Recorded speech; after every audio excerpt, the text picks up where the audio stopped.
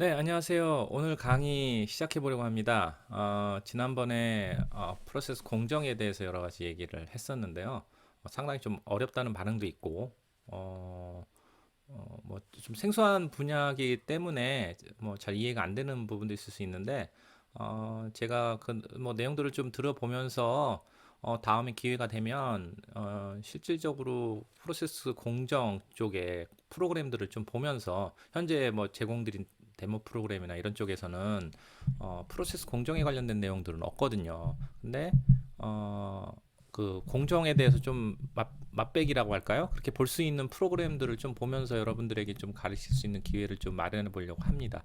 그래서 그런 부분들을 여러분들이 조금 기억하시고 있고요. 프로세스 공정과 장비 전체적인 그 부분에 대해서 제어하는 부분들은 여러분들이 그 잘 기억을 해두셨다가 나중에 그런 부분들이 장비 앞에서 딱 갔을 때 좀 더 쉽게 접근할 수 있어야 되거든요. 그래야지 장비를 딱 그 제어할 수 있는 그런 시야가 넓어진다고 그럴까요? 그런 부분들이 있습니다. 하여튼 그런 부분들 때문에 여러분들이 이해 안 되는 부분들이 있고 좀 뭐라 그럴까 좀 더 자세히 알고 싶은 부분이 있으면 언제든지 메일이라든지 여러 가지 루틴을 통해서 알려주시면 제가 언제든지 질문에 대해서 답변을 드릴 테니까요. 좀 여러분들께서 항상 관심을 가져주셨으면 대단히 감사하겠습니다. 네, 오늘은 반도체 장비 세부 제어 구조의 이해라는 부분을 좀 해볼게요. 뭐냐면 여기 네 가지 부분으로 해서 이제 나눠져 있습니다. 네 가지 부분. 첫 번째는 소프트웨어 I/O라고 되어 있는 부분이 있고요. 알람이라고 되어 있는 부분들이 있습니다. 그리고 세 번째 클러스터 툴 제어 쪽, 그리고 네 번째 레시피 종류에 대해서 좀 알아보려고 합니다. 소프트웨어 I/O라는 부분은 그 I/O에 대해서 그 처음부터 그 장비를 제어하는 데 있어서 많이 말씀을 드렸어요. 그런데 그 제가 처음에 주로 얘기하는 I/O들은 하드웨어적으로 어떤 I/O들이 있다, 뭐 I/O의 값을 읽는다, 뭐 이런 건데 여기서 소프트웨어적인 I/O라고 하는 것은 화면에 어떤 상태를 디스플레이 해주기 위해서 어떤 I/O라는 중간적인 매개체를 많이 쓰거든요. 이런 I/O를 통해서 디스플레이 할 때 소프트웨어적인 I/O라는 의미를 가지고 I/O들을 정의를 하고 그 I/O에 대해서 이제 디스플레이 해주는 부분들이 있어요. 그래서 I/O들의 종류를 어떤 식으로 좀 나눠서 하고 있나. 그러니까 여기서 소프트웨어 I/O는 뭐 로봇이라든지 뭐 밸브를 연다 닫는다 이런 부분 좀 하드웨어적인 부분을 떠나서 어떤 중간 단계의 소프트웨어적으로 프로그램적으로 알 수 있도록 하는 거. 쉽게 얘기하면 뭐 우리가 C 프로그램 할 때 보면 C 코딩에서 인테저 뭐 있고 뭐 더블형이 있고 스트링형이 있죠. 스트링형이 아니라 이제 캐릭터형 뭐 해서 뭐 해서 사용을 하고 하는데 그런 부분으로 I/O를 통해서 그 장비 제어할 때 중간 매개체를 만들어서 화면에 디스플레이 할 때 그런 매개체들의 I/O를 디스플레이 하면 I/O의 값을 디스플레이 하면 I/O의 값이 이제 나타나는 때 소프트웨어라는 I/O를 많이 씁니다. 좀 이따가 좀 보게 될 거고요. 그 다음에 2번에는 알람이라고 되어 있는데 반도체 장비 제어할 때 알람이란 내용은 뭐 빠질래야 빠질 수가 없습니다.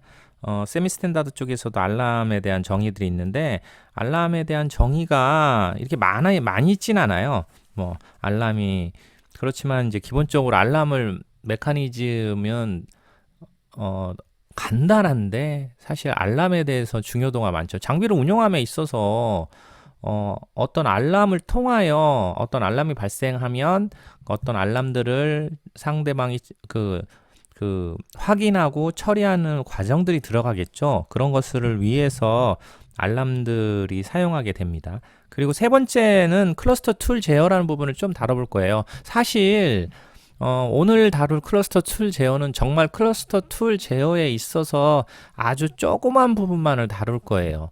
사실 뭐 기회가 된다면 더 클러스터 툴 제어에 대해서 좀 더 자세히 얘기할 수 있겠지만 클러스터 툴 제어에 대한 부분은 내용이 좀 방대합니다.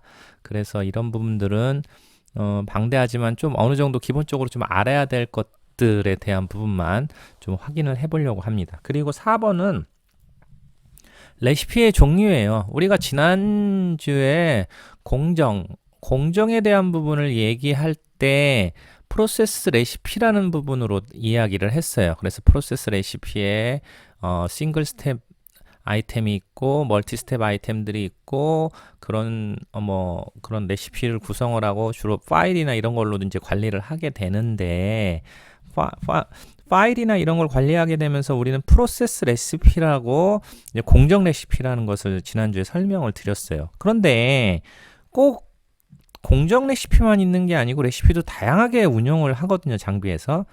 그러면 레시피란 어떤 종류가 있고 뭐 그런 부분을 얘기할 텐데 여기서 레시피는 또 클러스터 툴 제어와 또 연결이 되어 있습니다. 클러스터 툴 제어에서 필요한 최종적으로 웨이퍼가 프로세스 챔버, 프로세스 모듈에 들어가서 공정을 할 때는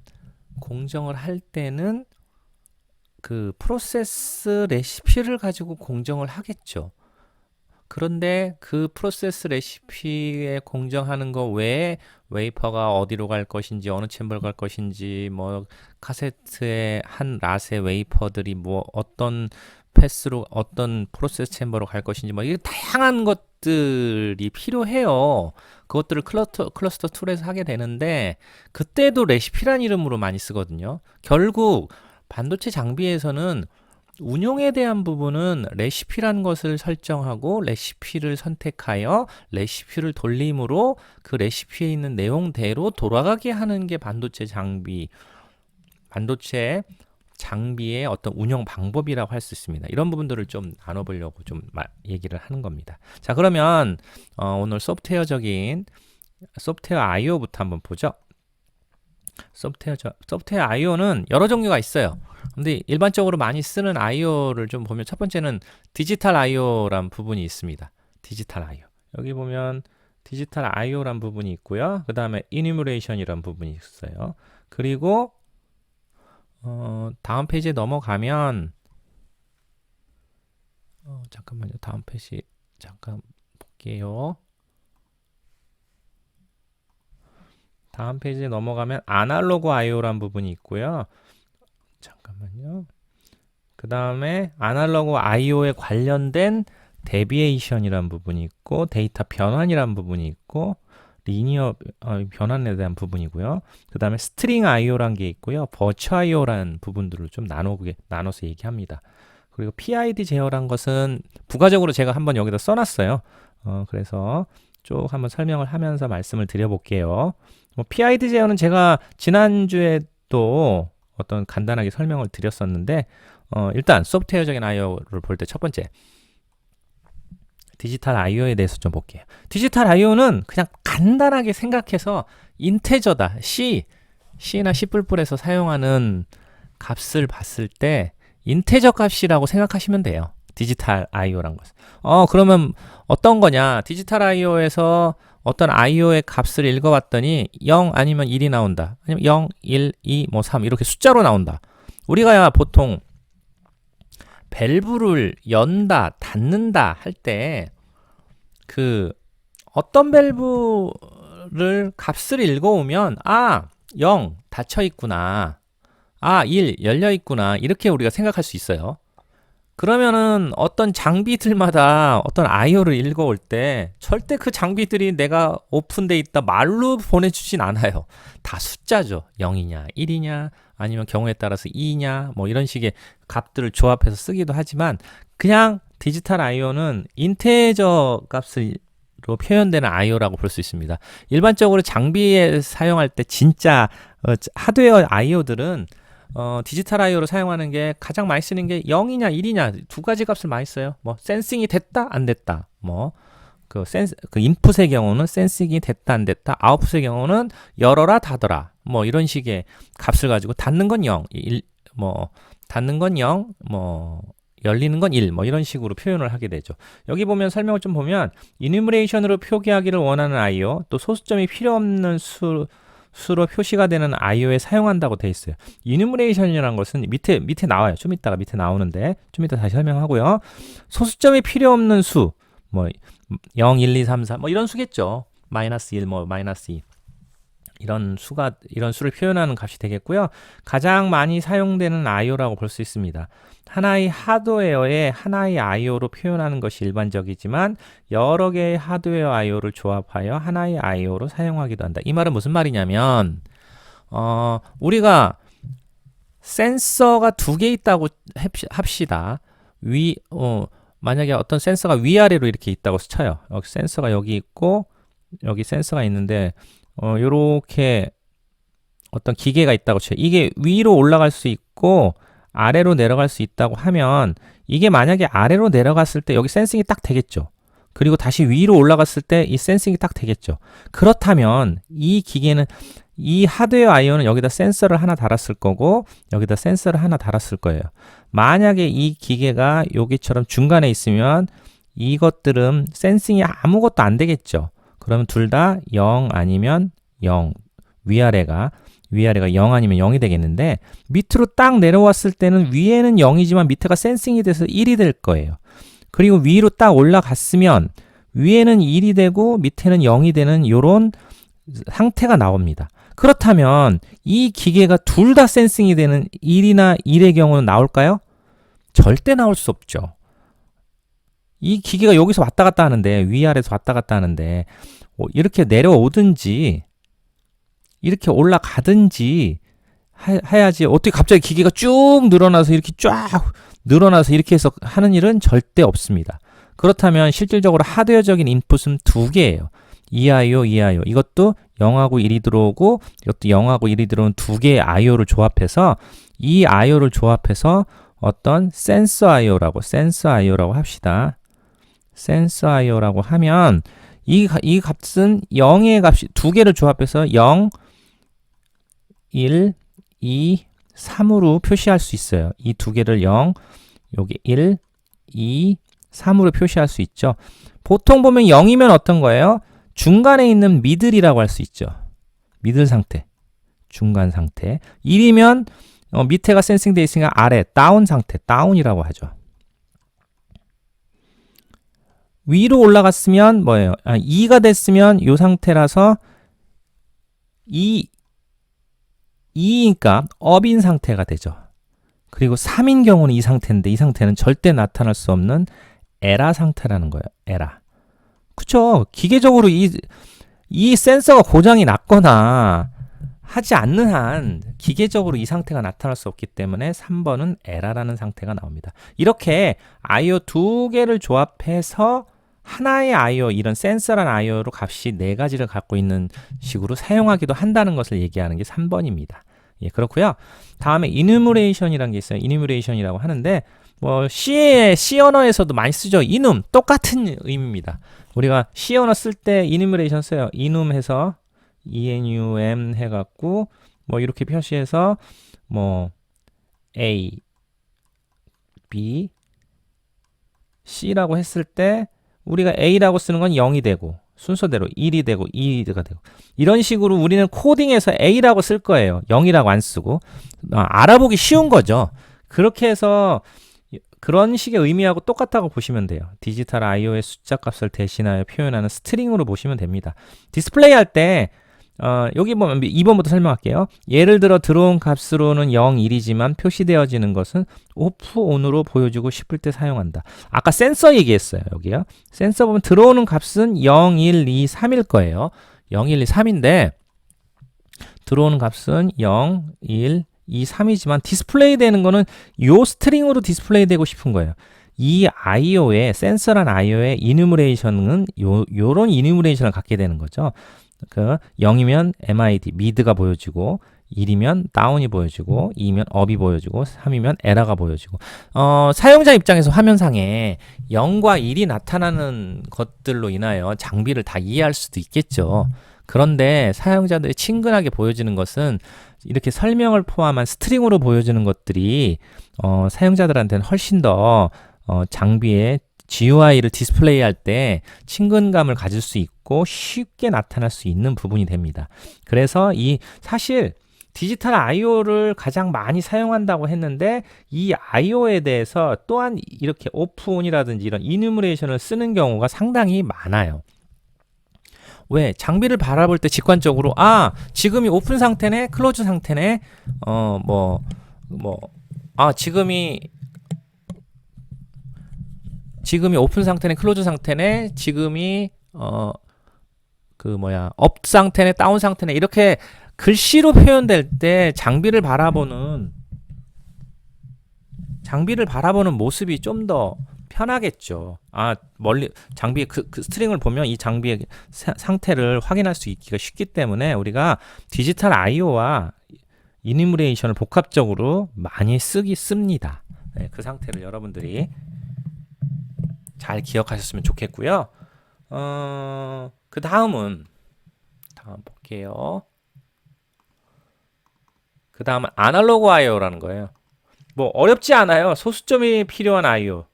소수점이 필요한 I/O나 디지털에서의 레인지보다 더 크거나 작은 범위가 필요한 I/O라고 할 수 있습니다. 그리고 여기에 룩업 테이블 형식으로 I/O의 표시가 필요한 I/O, 데이터의 변환이 필요한 I/O 3번, 4번이 있는데 이 부분을 좀 더 설명을 할게요. 아날로그 I/O는 근본적으로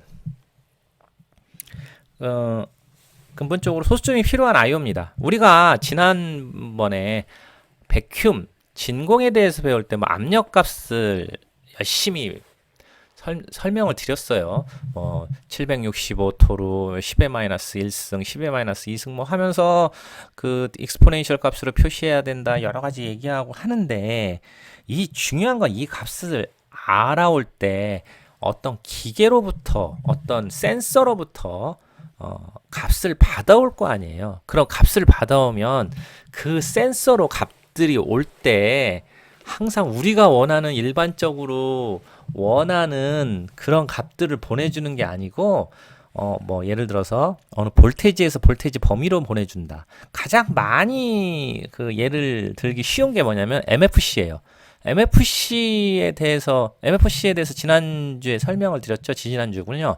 매스 플로우 컨트롤러라고 해서 이제 유량계 가스 제어할 때 쓰는 거예요. 네, 또 마이크로소프트 파운데이션 클래스라고 얘기하시면 절대 안 됩니다. 네, 반도체 장비 회사에 갔는데 누군가 위에 물어볼 거예요. MFC가 뭔지 알아? 그러면 마이크로소프트 파운데이션 클래스 아니에요? 했다가는 여러분들 위에 있는 상사한테 엄청 혼날 겁니다. 그분들은 매스 플로우 컨트롤러로 알고 있는 그 질문했는데 프로그램적으로 이렇게 답변을 한다고 할 수 있으니 실수하지 마시고 그 클래스나 C++를 얘기할 때는 당연히 마이크로소프트 파운데이션 클래스라고 얘기를 해야겠죠. 그런데 이 장비를 얘기할 때 MFC는 매스 플로우 컨트롤러라고 해서 유량계라고 말씀을 드리는 거예요. 그리고 지지난주에 제가 매스 플로우 컨트롤러에 보면 매스 플로우 컨트롤러에는 우리가 어떤 타겟하는 값을 넣어요. 만약에 그 SCCM이라고 해서 어느 1초당 예를 들어서 1분당 1초인가? 정확하게 제가 기억이 안 나는데 어느 시간 동안에 얼마의 양을 흐르게 하는 기계예요. 그 조그맣게 네모나게 지지난주에 보셨죠? 네모난 박스로 돼서 제가 지금 그림을 여기 없는데 네모난 박스로 돼서 그 통으로 돼서 매스 플로우 컨트롤러라고 앞뒤에서 가스가 지나가도록 하는 거예요. 결국 밸브 같은 역할을 하는 건데 얘가 어떤 식으로 되냐면 가스마다 그 매스 플로우 컨트롤러마다 용량이 적혀 있어요. 어떤 거는 10,000 SCCM. 어느 정해진 시간에 10,000 cc가 흘러가게 한다. 어떤 건 1000 SCCM. 정해진 시간에 1000 cc가 흘러가게 한다. 그 안에 용량에 따라서 그 어떤 건 10,000 SCCM짜리 MFC, 어떤 건 1000 SCCM짜리 MFC, 어떤 건 100 SCCM짜리 MFC 이렇게 돼 있죠. 만약에 100 SCCM짜리 MFC라면 그 밸브를 아무리 열어도 100 SCCM 이상은 흐르지 않는 그런 MFC라는 거죠. 10,000 SCCM짜리는 그거를 풀로 열었을 때 최대 10,000 SCCM까지 흐를 수 있다는 거예요. 그렇다면 이런 MFC의 용량에 맞게 그 구성하는 것은 반도체 장비의 공정에서 어떤 가스가 어느 정도 최대 어느 정도까지 필요하다에 맞춰서 이제 그 MFC를 주로 이제 구성을 하게 되는데 여기서 이제 그 MFC의 어떤 전장이나 이런 그 IO들을 연결해서 표준적으로 이제 와이어링이나 선 작업을 해서 시그널을 받아오게 되는데 이런 MFC는 전부 다 용량은 다르지만 거기 보면 용량이란 거는 아까 얘기한 100SCCM이라면 미니멈으로 0, 미니멈은 항상 0이죠. 다 안 흐르게 하는 거니까 맥시멈으로 흐르는 게 어떤 건 100짜리가 되고 어떤 건 1000짜리가 되고 어떤 건 10,000짜리가 되는 식으로 MFC가 나눠지겠죠. 그런데 MFC의 전장 작업, 그 와이어 전기적인 신호 작업, 선 작업을 했을 때 일반적으로 어떤 식으로 들어오냐면 모든 MFC는 용량이나 이런 거에 상관없이 그 기계가 갖고 있는 맥시멈을 다 열었을 때는 5V가 들어오고 그 0일 다 닫았을 때는 0V가 들어온다. 이런 식으로 MFC들이 많이 설계가 돼 있어요. 그렇다면 무슨 얘기냐? 100SCCM짜리 MFC다 했을 때 100SCCM을 열기 위해서는 이 MFC에 5V로 아웃풋을 줘야 돼요. 그럼 얘가 100SCCM을 열려고 열심히 밸브를 열을 거예요. 그리고 실질적으로 흐르는지 MFC가 왜 기존 밸브하고 다르냐면 여기 진짜 흐르는지도 체킹이 되는 거예요. 밑에 유량이 흐르는지가 체킹이 되는데 흘러지는 값이 만약에 정말 100SCM이 흐르면 5V로 아날로그 인풋 값이 장비 쪽으로 들어올 거고요. 만약에 50SCCM이 흐르면 0에서 5V 사이인 2.5V 정도의 볼트 값이 들어오게 되는 거. 그리고 흐르지 않으면 0V의 볼트 값이 들어오게 되는 그런 역할을 하게 됩니다. 그렇다면 MFC들은 0에서 5V 값을 들어와요. 그러면 어떤 경우에는 100SCCM짜리면 0에서 5V가 0에서 100SCCM으로 변환이 일어나야 돼요. 디스플레이를 위해서. 그러니까 현재 흘러 들어가는 인풋, 장비 입장에서 인풋이죠. 값을 읽어오니까. 그렇다면 값을 읽어올 때 0에서 5V라는 값을 읽어왔을 때 화면에 디스플레이 되는 건 100SCCM짜리면 0에서 100으로 변환돼야 되고 1000SCCM짜리면 0에서 10,000으로 변환돼야 되는 게 그 아날로그 IO에서 데이터 변환이 필요한 경우예요. 반대로 아웃풋을 주려고 해요. 화면상에서 사용자는 지난번에 프로세스 레시피나 이런 걸 할 때 잠깐 봤지만 아이템 중에서 가스 값을 1000 준다, 1000SCCM 준다. 첫 번째 스텝에서는 가스 1을 1000SCCM 주고 두 번째 가스를 100SCCM 준다 했을 때 1000SCCM을 주게 되면 만약에 이게 1000SCCM짜리 MFC다 하면 5V를 줘야 되는 게 맞아요. 그런데 이게 1000SCCM을 주는데 이게 10,000SCCM짜리 맥시멈 10,000SCCM짜리 MFC다 그러면 10분의 1밖에 안 되는 5V의 10분의 1은 0.5V를 환산해서 세팅을 해줘야 되는 일이 일어나요. 이게 데이터 변환이라는 내용이에요. 데이터 변환이란 내용이죠. 그럼 여기서 3번에 룩캅 테이블이라고 돼 있는데 룩캅 테이블도 변환의 한 종류인데 다시 한번 말씀드리면 인풋의 예를 들어볼게요. 아웃풋에서 똑같지만 0에서 5V짜리 MFC가 0에서 10,000짜리다 그러면 이런 식의 변환이 일어날 거예요. 우리가 보통 중학교 때 열심히 배운 건데 0에서 10,000짜리다 하면 0에서 5V로 해서 이렇게 된 직선의 방정식이 될 거예요. 제가 지금 이거 막 손으로 그리다 보니까 그냥 직선의 방정식으로 계산을 하면 돼요. 그쵸? 우리가 생각할 때 직선의 방정식으로 계산하는 게 가장 일반적인 데이터 변환의 가장 기본적인 내용이에요. 그런데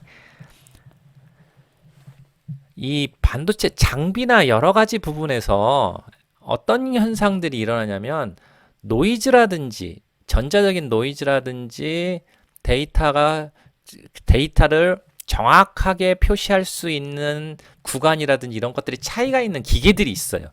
그래서 MFC 같은 경우에는 예를 들어서 요 0볼트에 가까울수록 노이즈를 잘 타요. 그럼 실질적으로 값들이 흐르지도 않는데 흐른다고 볼티지가 아주 쪼밀쪼밀하게 값이 와서 값들이 세세하게 움직일 때도 있어요. 그럴 경우에는 룩값 테이블이란 걸 써서 어느 구간에서는 이만큼부터 이만큼 구간에서는 요 직선의 방정식, 뭐 요만큼부터 요만큼 구간에서는 요 방정식, 뭐 이런 식의 해서 룩값 테이블이라는 거를 가지고 사용하게 돼요. 그건 좀 이따 다시 한번 볼게요. 룩값 테이블은 어떤 압력이나 아니면 MFC 플로우 매스 플로우 컨트롤러에서도 주로 많이 쓰이는 방식이기도 한데 변환들이 이렇게 있다는 거를 좀 간단히 말씀드렸고, 사실 뒤에 있는 내용들을 미리 제가 말씀드린 거와 똑같은데 뒤에 내용을 보면서 좀 더 설명을 다시 해드릴게요. 자, 그 전에 이제 하나 있는 게 데비에이션이라는 부분을 좀 먼저 얘기할게요. 데비에이션이라는 것은 우리 지난번에 진공 관련된 말씀을 드렸을 때 뭐 10의 삼성 뭐 이렇게 했죠. 어떤 기계마다 아날로그 값으로 아날로그 IO로 디스플레이를 원하는 IO들이 많아요. 근데 이것들이 표시되는 방법들이 다 틀릴 수가 있고, 어떤 경우에는 소수점이 몇 자리까지 표시돼야지 이 장비의 상태를 정확하게 알 수 있는가, 이런 것들에 대한 상태들이 많아요. 우리 쉽게 얘기하면 엑셀에 소수점 밑에 몇 자리까지 표시하고 그 어떤 식으로 표시되냐, 뭐 그 환율을 표시하냐 마냐, 뭐 그 컴마를 찍냐 안 찍냐, 이런 거하고 똑같은 의미로 보시면 돼요. 그래서 데비에이션이란 것은 IO마다 아날로그에 같은 경우에는 데비에이션을 설정해서 IO 디스플레이의 형태를 나누기도 해요. 실제 값이 여기 이렇게 써 있어요. 실제 값이 만약에 0.1이면 이건 종류를 나타낸 거라서 크게 뭐 중요한 부분은 아닌데요. 마이너스 6이라는 것, 마이너스 값이 표시되는 건 익스포넨셜을 쓴다는 거고, 이렇게 익스포넨셜들을 가지고 사용을 하는 IO를 의미하는 거고요. 익스포넨셜을 의미하는 거고, 마이너스를 안 쓴 거는 익스포넨셜을 안 쓰는 걸 의미하는 거고, 이 숫자에 따라서 소수점 몇 자리까지, 6이면 6자리까지, 5면은 5자리. 뭐 여기서 보면 쭉 봤을 때 5면 소수점 5자리, 2면 소수점 2자리까지 이렇게 표시한다, 이런 걸 나타내는 의미예요. 만약에 실제값이 실제값이 0.1이다 그러면은 마이너스 6이라는 종류를 선택한다 그러면 마이너스니까 익스포넨셜로 되고, 익스포넨셜 여기 소수가 하나 둘 6자리까지 이렇게 표시되는 식으로 디스플레이가 되길 원해요. 익스포넨셜을 주로 많이 쓰는 IO들은 뭐 지금까지 계속 얘기했지만 진공 관련된 게이지들을 익스포넨셜 형태로 많이 써요. 거의 대부분 진공에 관련된 걸 익스포넨셜로도 많이 쓴다고 보시면 돼요. 한 가지 더 말씀을 드리면, 진공 단위에서 우리가 토르를 많이, 제가 계속 셋째 시간부터 진공에 관련된 내용을 해서 토르를 많이 쓰는데, 사실 우리나라에서는 압력 단위로 토르를 많이 쓰는데 해외에서는 파스칼이라는 단위를 많이 쓰고 뭐 밀리바라는 단위도 많이 쓰고, 이렇게 나라마다 조금 약간씩 틀리기는 해요. 그런데 파스칼이란 단위는 익스포넨셜로 쓰지를 않고 이렇게 이제 익스포넨셜이 없는 숫자로 이렇게 많이 쓰기도 해요. 왜 그러냐면 그 단위가 똑같은 압력의 상태라 하더라도 디스플레이 되는 형태들이 틀리기 때문에 그 단위의 형태들이, 그 네이버에 보면은 단위 변환값 하는 거 있죠. 거기에 보면은 예를 들어서 그 네이버에 들어가서 압력 그 단위 변환 딱 했을 때 토르 뭐 10의 삼승 토르를 파스칼로 변환하면 딱 이 소수점이 없는 그냥 정수 형태로, 이렇게 정수 형태에 가깝게 디스플레이가 되거든요. 그 변환이 되거든요. 그런 식에 따라서 나라마다 약간 차이가 있지만, 일단 우리나라 입장에서는, 우리나라에서 좀 많이 쓰는 것은 그 익스포넨셜을 주로 많이 쓴다고 보시면 됩니다. 그리고 토르를 많이 쓰기 때문에 익스포넨셜로 많이 표시를 한다. 압력이 익스포넨셜을 가장 많이 쓰고, 그 외에 다른 경우에서 사실 익스포넨셜 쓰는 경우는 많이 없어요. 대신 소수점에 따라서 이제 소수점 몇 자리까지 보여줄까, 이런 부분들이 많이 있다고 보시면 됩니다. 그냥 간단하게 익스포넨셜은 주로 압력에서 많이 쓴다. 그것도 우리나라. 해외에서는 또 안 쓰기도 하고요. 그리고 그 외에서는 이렇게 뭐 소수점을 가지고 표시를 하게 되고, 어떨 때는 소수점의 레졸루션이 여러 가지로 차이해서 소수점 셋째짜리까지 보고 싶고 뭐 넷째짜리까지 보고 싶고 뭐 이런 것들에 따라서 달라지긴 하거든요. 뭐 이렇게 보여지는 형식의 표시 내용들에 따른 것을 데비에이션이라고 우리가 주로 얘기를 합니다. 그리고 다음 페이지에 보면 아까 얘기한 변환에 대해서 있어요. 변환이 돼 있는데 다이렉트 변환, 리니어 변환, 룩업 테이블 변환 이렇게 세 가지가 아날로그는 있습니다. 제가 이미 설명을 좀 많이 했는데 다이렉트 변환은 그냥 그 인풋의 경우 읽혀진 값이 바로 실제로 표시되는 값이 되고 아웃풋의 경우는 실제로 표시되는 값이 쓰여지게 된다. 쓰여진다는 건 그 장비에다가 쓰여진다는 거죠.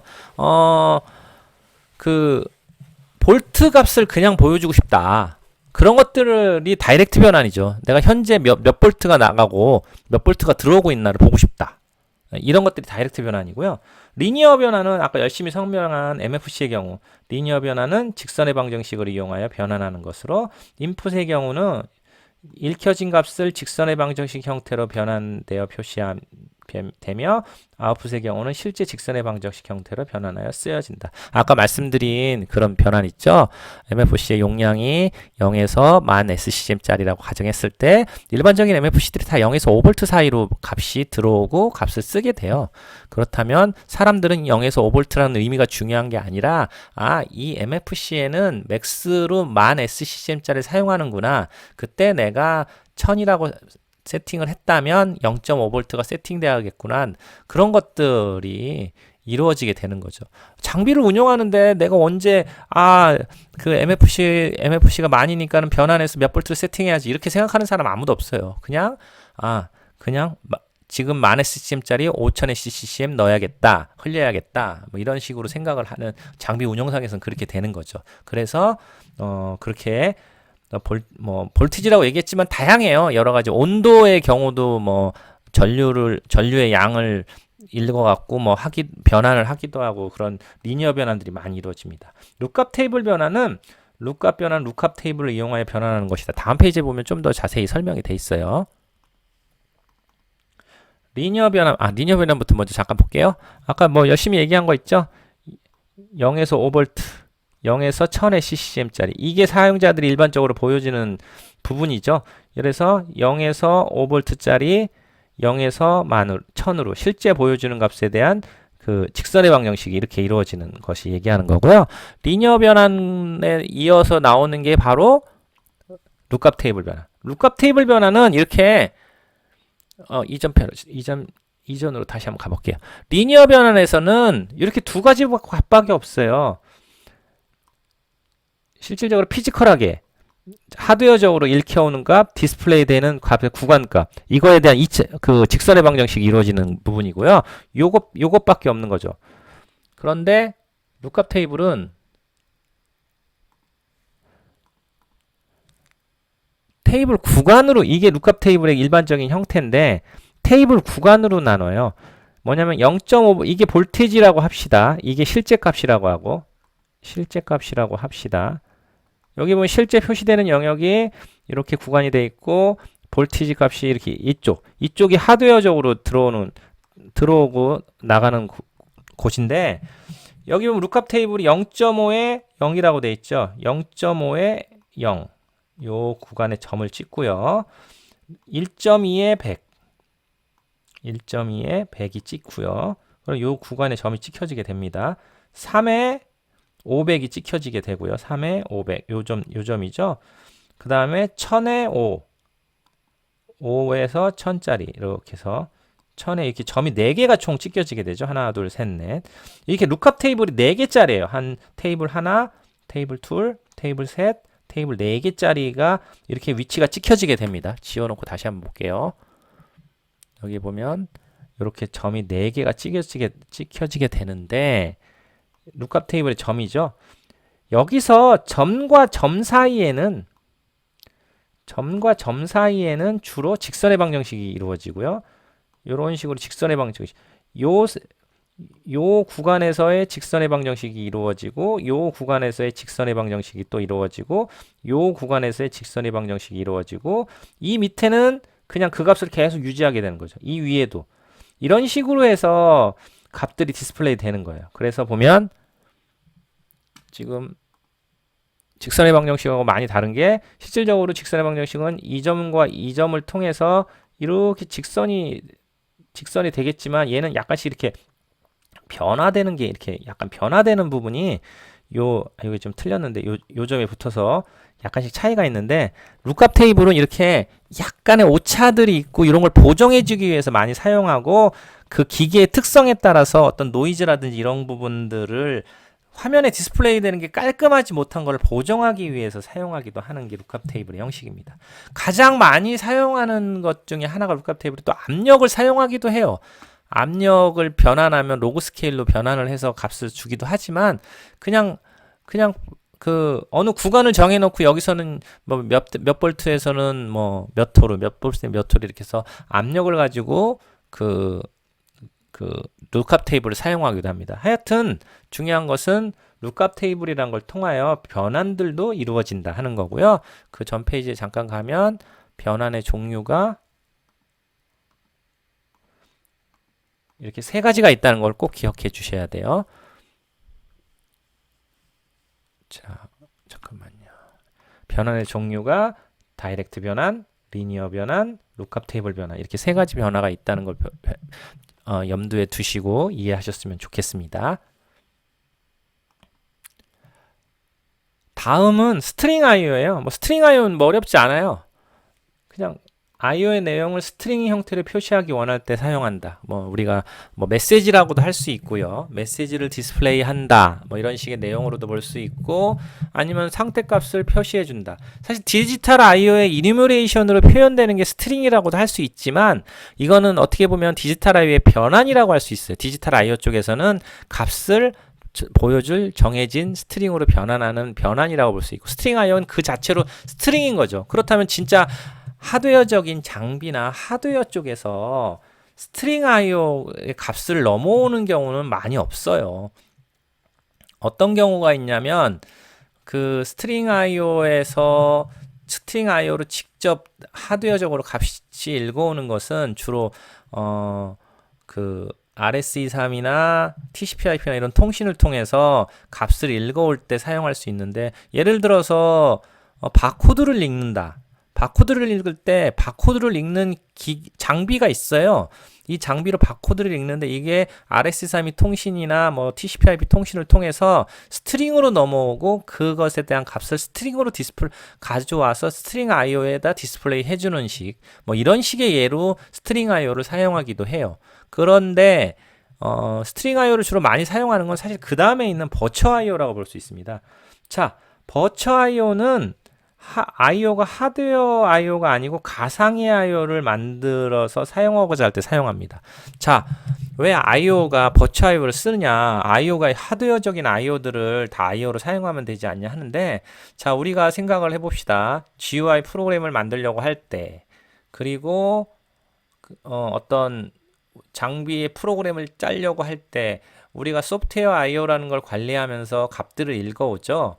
그렇다면 이 IO를 쓰고 읽고 하는 일들이 다양하게 일어날 수 있어요. GUI라든지 아니면 그 뭐 프로그램적으로 시퀀스라든지 이런 데서 다양하게 이루어질 수 있는데 진짜 IO만 가지고 이렇게 사용을 하고 그렇지 않은 것들은 또 뭐 프로그램의 변수라든지 이런 걸 만들어서 사용을 하다 보면 이중으로 관리를 해야 될 필요가 있어요. 그러니 차라리 화면에 표시하는 방법은 다 IO를 가지고 표시를 하게 되면 그 중에서 가상의 IO도 똑같은 개념으로 IO란 개념으로 디스플레이를 하게 하자 해서 버추 IO를 만들어서 쓰면 공통된 방법으로 하드웨어 IO를 표시하듯이 소프트웨어 사람이 우리가 가상으로 만든 IO들도 표시할 수 있지 않을까 하는 공통된 인터페이스를 마련하기 위해서 버추 IO를 주로 많이 사용하기도 해요.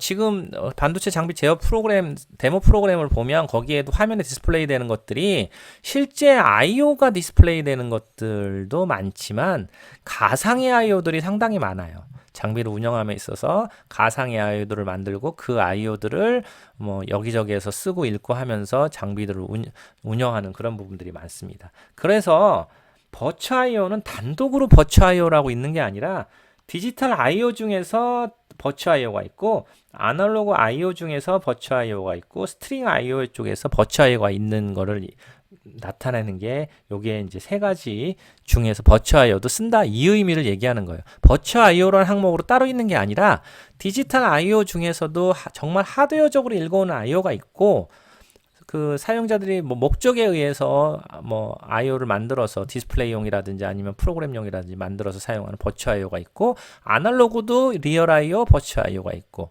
리얼 I/O는 주로 하드웨어 I/O죠. 그 다음에 스트링 I/O도 리얼 I/O, 버추어 I/O가 있는 거죠. 그렇다면 스트링 I/O는 주로 대부분 버추어 I/O들이 주로 많을 거고 뭐 메시지나 이런 것들을 사용하도록 화면에 표시되는 부분들이 많게 되겠습니다.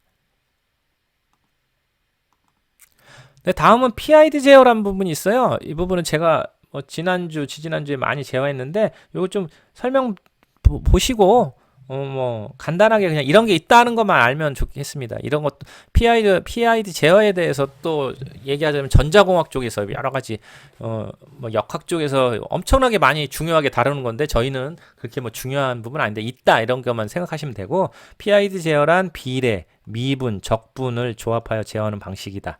PID 제어는 실제 상태와 목표치가 일치하는지 여부를 끊임없이 검사하면서 목표치에 일치하도록 제어하는 방법으로 피드백 제어라고 한다. 여기서 중요한 건 끊임없이 제어하는 거예요. 계속 도는 거죠. 피드백.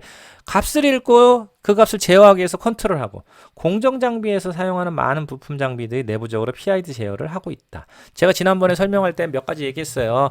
뭐 온도 제어도 PID 제어고요.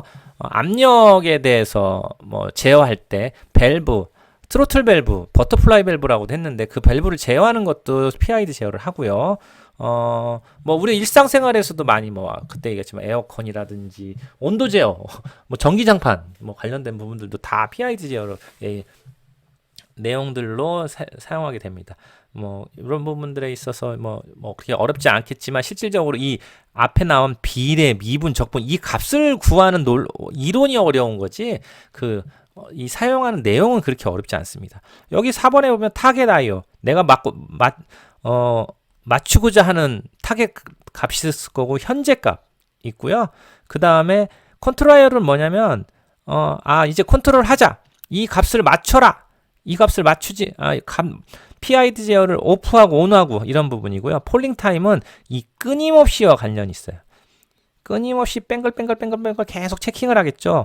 짧은 시간에 체킹을 끊임없이 할수록 타겟 I/O에 대한 스테이터스 I/O를 읽어서 제가 컨트롤 I/O 잘못 얘기했네요.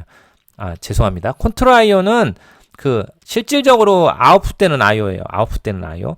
우리가 그 온도를 얘기했을 때 이거 있죠. 내가 온도를 얘기할 때 그 전기의 양을 공급하잖아요. 그럼 만약에 내가 온도를 30도로 맞추고 싶다. 근데 현재 온도가 10도다. 그러면은 전기를 많이 공급을 해야 이 전기를 공급하는 I/O가 컨트롤 I/O가 되는 거죠.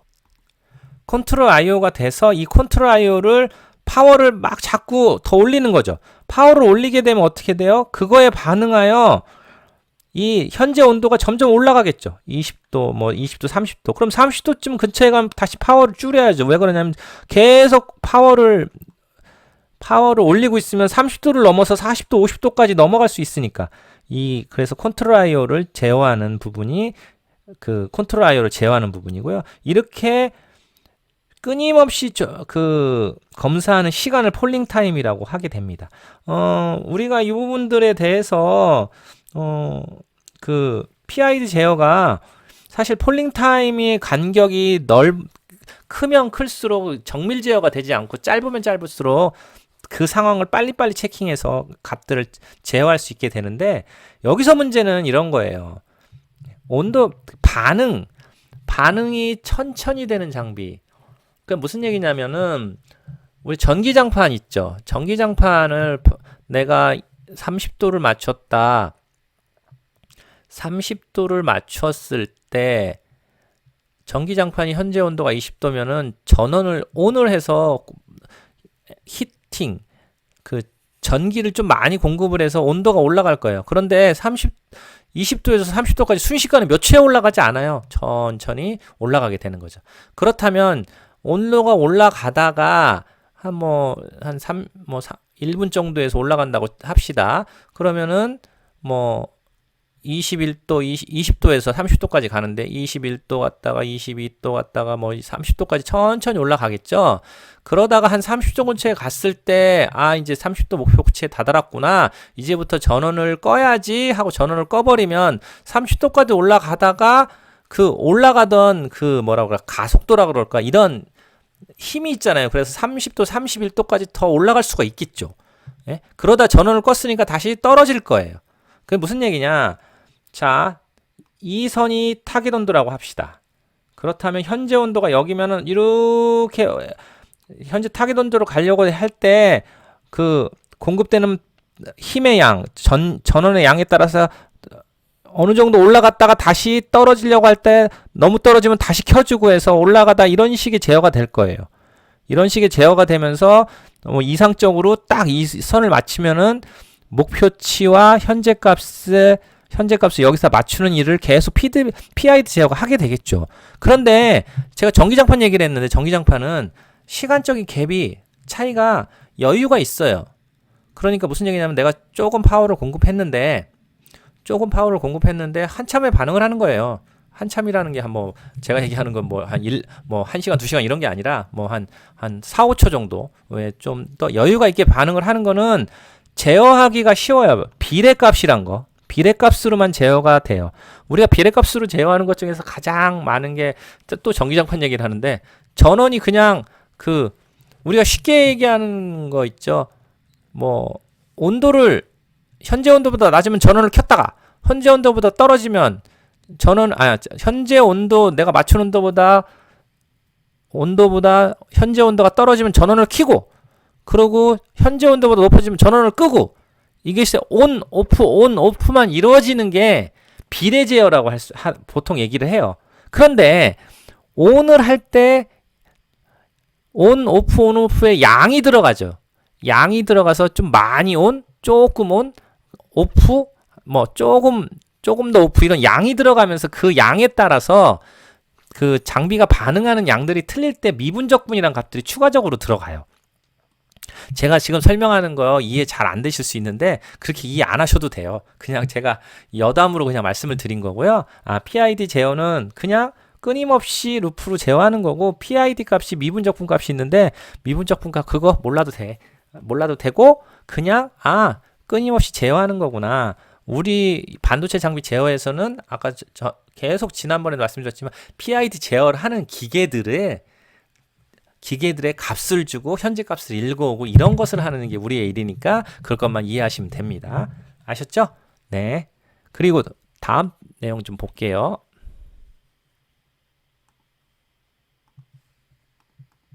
다음 내용은 지금까지는 IO에 대해서 좀 얘기를 했고요. 그 다음에 빠질 수 없는 게 알람에 대한 부분을 좀 얘기해 볼게요. 알람은 장비가 어떤 문제가 생겼을 때 프로그램적으로 문제가 생겼을 때 그 알람을 장비에다 디스플레이 해주게 돼요. 알람은 그렇게 어려운 부분 아닌데 알람에 대해서 좀 얘기를 하자면 잠깐만요. 알람은 크게 지금 같은 내용들이 전부 답니다. 어떤 거냐면 알람을 포스트한다. 그래서 알람을 생성한다. 알람이 발생했다고 알려주는 거예요. 알람을 클리어한다. 발생된 알람을 지우는 거고요. 알람의 스테이터스, 어떤 그 알람의 상태를 알아내는 거. 현재 알람이 포스트가 돼 있나, 아니면 알람을 처리가 됐는가, 이런 것들을 알아내는 거고요. 알람 리커버리가 있어요. 알람 발생 시 사용자의 처리가 들어가는 게 알람 리커버리라고 합니다.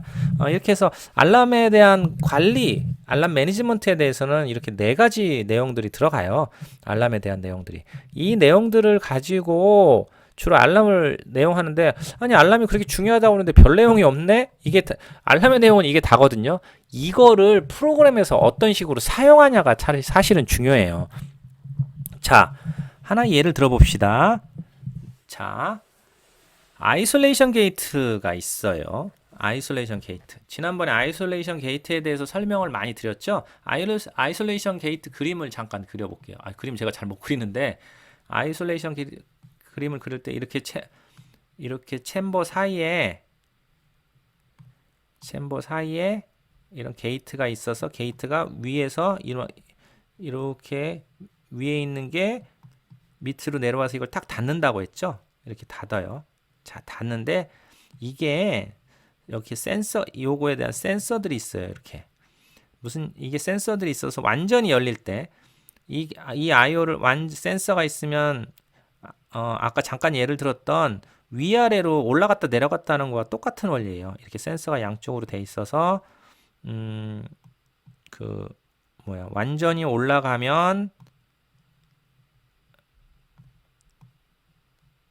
요 그림으로 보면 오픈, 그리고 중간에 있으면 미들, 그리고 완전히 내려가면 클로즈, 이런 식으로 이제 의미거든요. 그렇다면 여기서 얘를 올리기 위해서 아웃풋도 두 개를 줘요.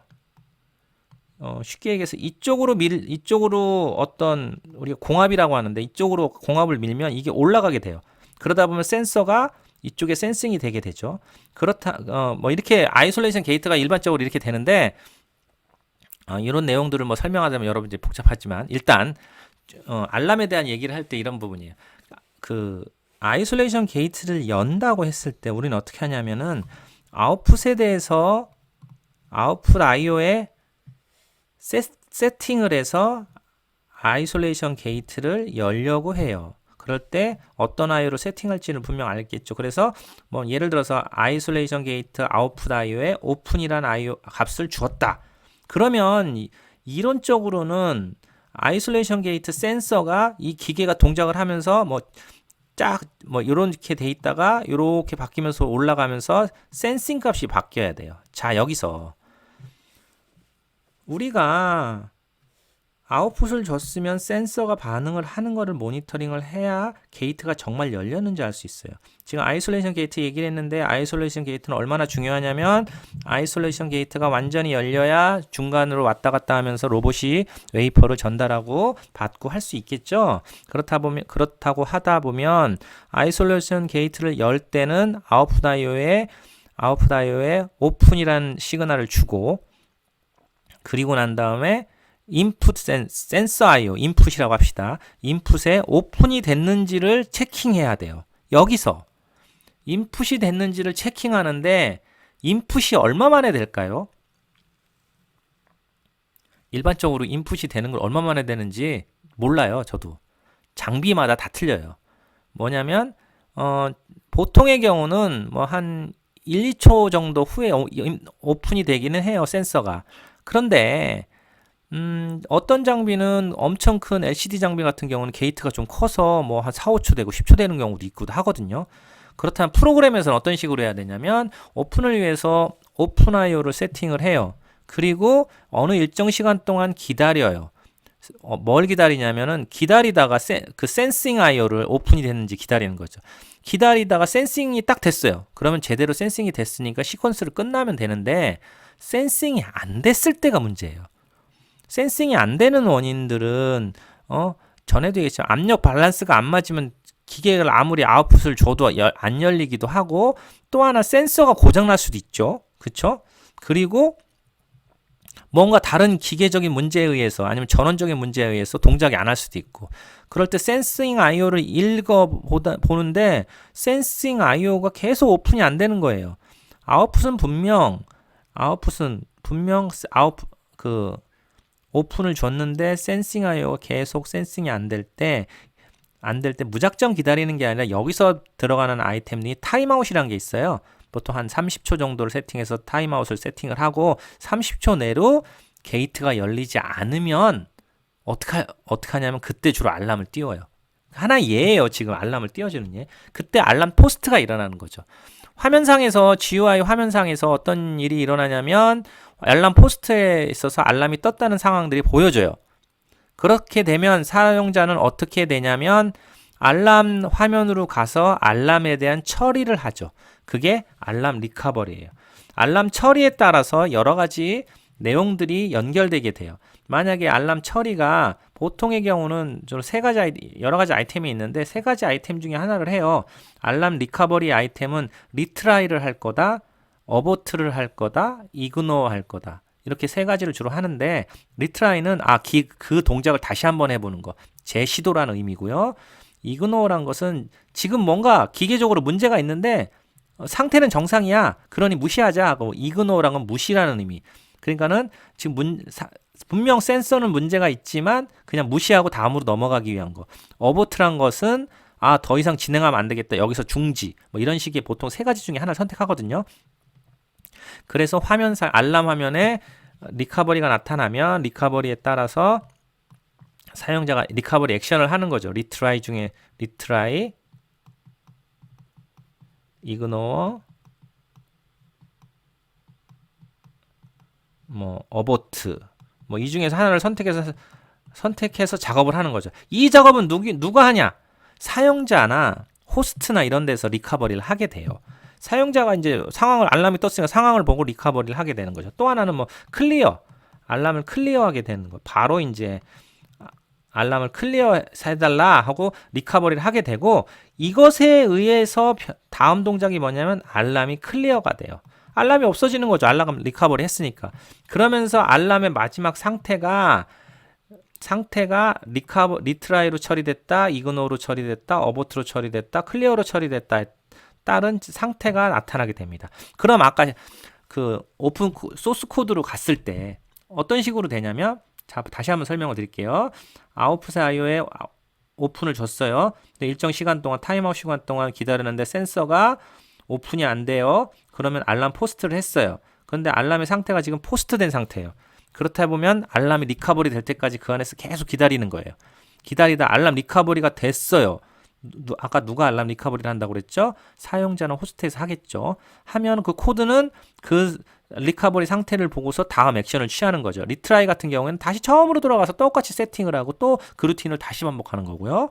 이그노는 무시하고 그 시퀀스 자체가 성공적으로 끝났다고 석세스로 리턴되는 그런 상태가 되는 거고요. 어보트는 그 시퀀스 자체가 어보트 처리되도록 어떤 결과를 동작하는 시퀀스 상에서, 그런 장비를 동작하는 코드상에서 알람과 연결돼서 코딩들을 해줘야 돼요. 여기 보면 알람이 중요하다고 돼 있는데 알람에 대한 내용은 이렇게 간단하지만 이 알람에 따른 처리에 대한 시퀀스들의 코딩들은 다양하게 이루어질 수 있어요. 어떤 경우에는 리트라이를 할 수 없는 파트가 있을 수 있고, 어떤 경우에는 무시하면 안 되는 파트가 있을 수 있고, 뭐 이런 경우에 따라서 그 안에서 코딩이나 이런 거 부분이 달라지고, 어떤 경우에 리트라이 했을 때는 추가적으로 어떤 동작을 하면서 다시 리트라이를 해야 되는 경우도 있고, 무시를 하더라도 추가적으로 뭐 다른 동작을 하게 되는, 이렇게 시퀀스 안에서 알람의 리커버리에 따라서 동작들을 새롭게 정리해주고 동작들을 지원해주는 기능들이 필요해요. 그래서 알람에 대한 내용은 간단하지만 이 알람을 정말로 구현하는 시퀀스에서는 내용들이 좀 더 다양해질 수 있어요. 분명 시퀀스를 구성할 때 알람과 연결돼서 시퀀스를 구성하는 기본적인 메커니즘들은 있어요. 그런 메커니즘들은 뭐 나중에 기회 되면 뭐 같이 얘기하겠지만, 그런 기본적인 메커니즘들이나 기본적인 구성은 코딩, 그 시퀀스에서 다 하는 거고, 알람은 그냥 간단하게 알람이 생성되었다. 그리고 알람이 생성되었으면 사용자가 리커버리 화면에 가서 알람을 처리한다. 그리고 알람에 대한 상태를 가지고 시퀀스에서 그 다음 동작들을 이어간다. 이런 식으로 이런 식으로 동작을 한다고 생각하면 될 것 같습니다.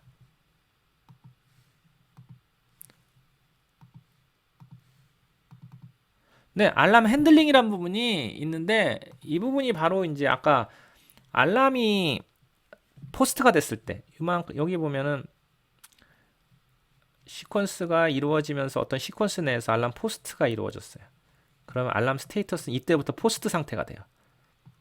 그러면서 메시지 디스플레이가 되는 게 요 사각형, 요 동그라미 부분이 알람 핸들링, 우리의 GUI 쪽에서 나타나는 부분이에요. 메시지가 디스플레이 되고 사용자가 리커버리를 해요. 그러면서 리커버리가 일어나면 알람이 클리어 되고, 이때 알람의 상태는 포스트를 지나서 그 리커버리한 상태로 넘어오게 되죠. 이거에 따라서 원래 펑션에서 포스트한 그 포스트에 따른 이 외부 시퀀스에서 이 알람의 리커버리를 보고 다음 액션들을 이어서 진행하게 되는 구조로 알람 핸들링이 일어난다고 보시면 돼요. 간단히 말씀을 드렸는데 알람 핸들링은 결국 그 포스트된 것을 메시지 디스플레이 하고 리커버리 해서 알람 클리어로 바꿔주는 이 작업이 다라고 보시면 됩니다. 그래서 다시 한번 말씀을 드리지만 알람 핸들링에 대한, 알람 매니지먼트에 대한 부분, 알람에 대한 운영에 대한 부분은 내용이 많이 없지만 이것을 정말 시퀀스에서 풀어내서 그것을 적용하고 사용하는 데서 많은 내용들이 들어가고, 그럼 시퀀스 내에서 알람을 핸들링하는 분명 코딩적 메커니즘들이 또 존재를 해요. 알람을 어떻게 포스트하고 알람에 대한 상태를 있고 이런 API나 뭐 상태를 통해서 시퀀스들을 어떻게 이어가느냐 이런 것들이 부가적으로 이어지는데 그건 제어 쪽에서 이제 좀 더 자세히 이야기할 얘기고, 알람은 방금 같이 이 정도에서 말씀을 드리겠습니다. 알람에 대한 콘텐츠를 잠깐 뭐 보면 뭐 알람에 대한 것은 주로 알람 번호를 가지고 주로 많이 사용하죠. 이게 알람 네임이라고 하고 알람에 대한 디스플레이되는 메시지예요. 그리고 이런 것들이 리커버리 액션들이고요. 이런 식으로 해서 아까 설명했던 내용들을 뭐 보여드린 거고요. 이 알람 270번 알람 네임은 이거, 그리고 알람 메시지는 이렇게 뜬다. 처음에 알람 포스트가 되면 이 내용들이 화면상에서 알아볼 수 있도록 보여지고, 알람을 선택하여 리커버리를 할 때 요거 중에서 선택할 수 있도록 알람 리커버리를 지원하도록 주로 돼 있다고 보시면 됩니다. 네, 제가 장비 제어 데모 프로그램을 좀 보면서 지금까지 소프트웨어적인 IO에 대한 내용과 알람에 대한 내용들을 좀 간단히 좀 보면서 설명을 드리려고요. 여기에 보면 그 이런 값들 있죠. 이런 거 not establish, EQ off 뭐 이런 게 있고 CM2, unloading, unclamp 이런 것들이 어떻게 보면 다 디지털 IO들이에요. 소프트웨어적인, 그러니까 버추 IO들을 많이 쓰는데 실질적으로 0, 1, 2, 3 뭐 이런 식의 값들을 가지고 표현은 되는데 디스플레이는 이런 식으로 표시가 되는 거죠. 이 부분을 좀 더 보면 제어 어디야? 데모 프로그램 중에서 메인터넌스 유틸리티 쪽이죠. 유틸리티의 다이렉트 IO에 가보면 현재 IO들, 디지털 IO들의 내용들을 쭉 볼 수 있어요. 아날로그에 대한 IO들도 쭉 볼 수 있고요. 그 다음에 스트링 IO들도 쭉 볼 수 있어요. 디지털 IO 보면 여기에 쭉 밑으로 내려다 보면 값들이 이렇게 디스플레이가 되죠. 여기서 보면 뭐 간단한 하나의 예를 보면 스타트 이걸 값을 썼으면 이거는 디지털 IO인데 이뉴머레이션이 없는 거예요. 그냥 숫자 중에서 하나를 선택하는 거. 미니멈, 맥시멈 가운데서 하나를 선택해서 이렇게 쓰는 거고요. 이거 같은 경우 인패스 같은 경우 눌러보면 0, 1, 2, 3, 4인데 실질적으로 0, 1, 2, 3을 쓰는 게 아니라 CM1, CM2, CM3, CM4란 것으로 대체돼서 변환돼서 보여지고 쓰여지는 거죠. 이것이 주로 이니무레이션을 사용한 그런 예라고 볼 수 있습니다. 그렇고요. 이렇게 IO들을 쭉 내려보시면 IO들 다양하게 이런 게 있는데 요 웨이퍼 상태나 이런 부분들 디스플레이를 위해서 버추 IO들을 되게 많이 쓰는 경우도 있어요. 이렇게 이런 식으로 쓰는 경우가 있고요. 여기 아날로그 쪽에 가보면 이거는 소수점 한 자리까지 디스플레이된 아날로그 IO예요. 0.0에서 360까지 표시된 거고요. 여기 가다 보면 익스포넨셜로 표시된 것은 분명 이것은 데비에이션을 소수점 뭐 두 자리까지 표시하고 익스포넨셜로 표시하도록 이제 정의가 돼 있는 IO의 모습들입니다. 그래서 이 화면에 보면 많은 장비들의 상태들이 잠깐 TMC 쪽으로 가보죠. TMC 제가 어떻게 갔냐면 이 장비 가운데를 누르면 TMC 쪽으로 가요. TMC의 장비 상태 그때 한번 이 화면을 보여드렸는데 요 IO들은 아날로그 IO,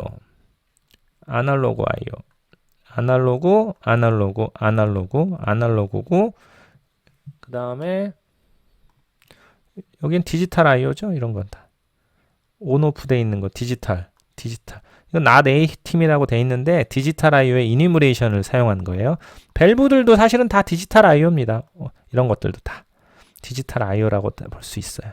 이런 것들도 다 디지털 IO고요.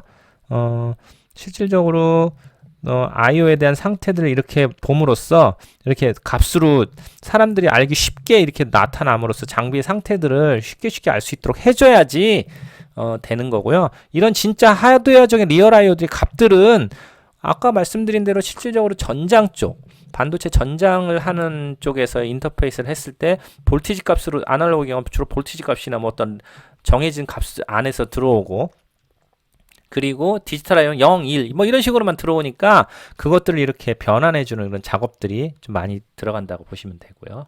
그 다음에 알람에 대한 부분들을 좀 보면은요, 알람 리커버리 화면이 여기 있어요.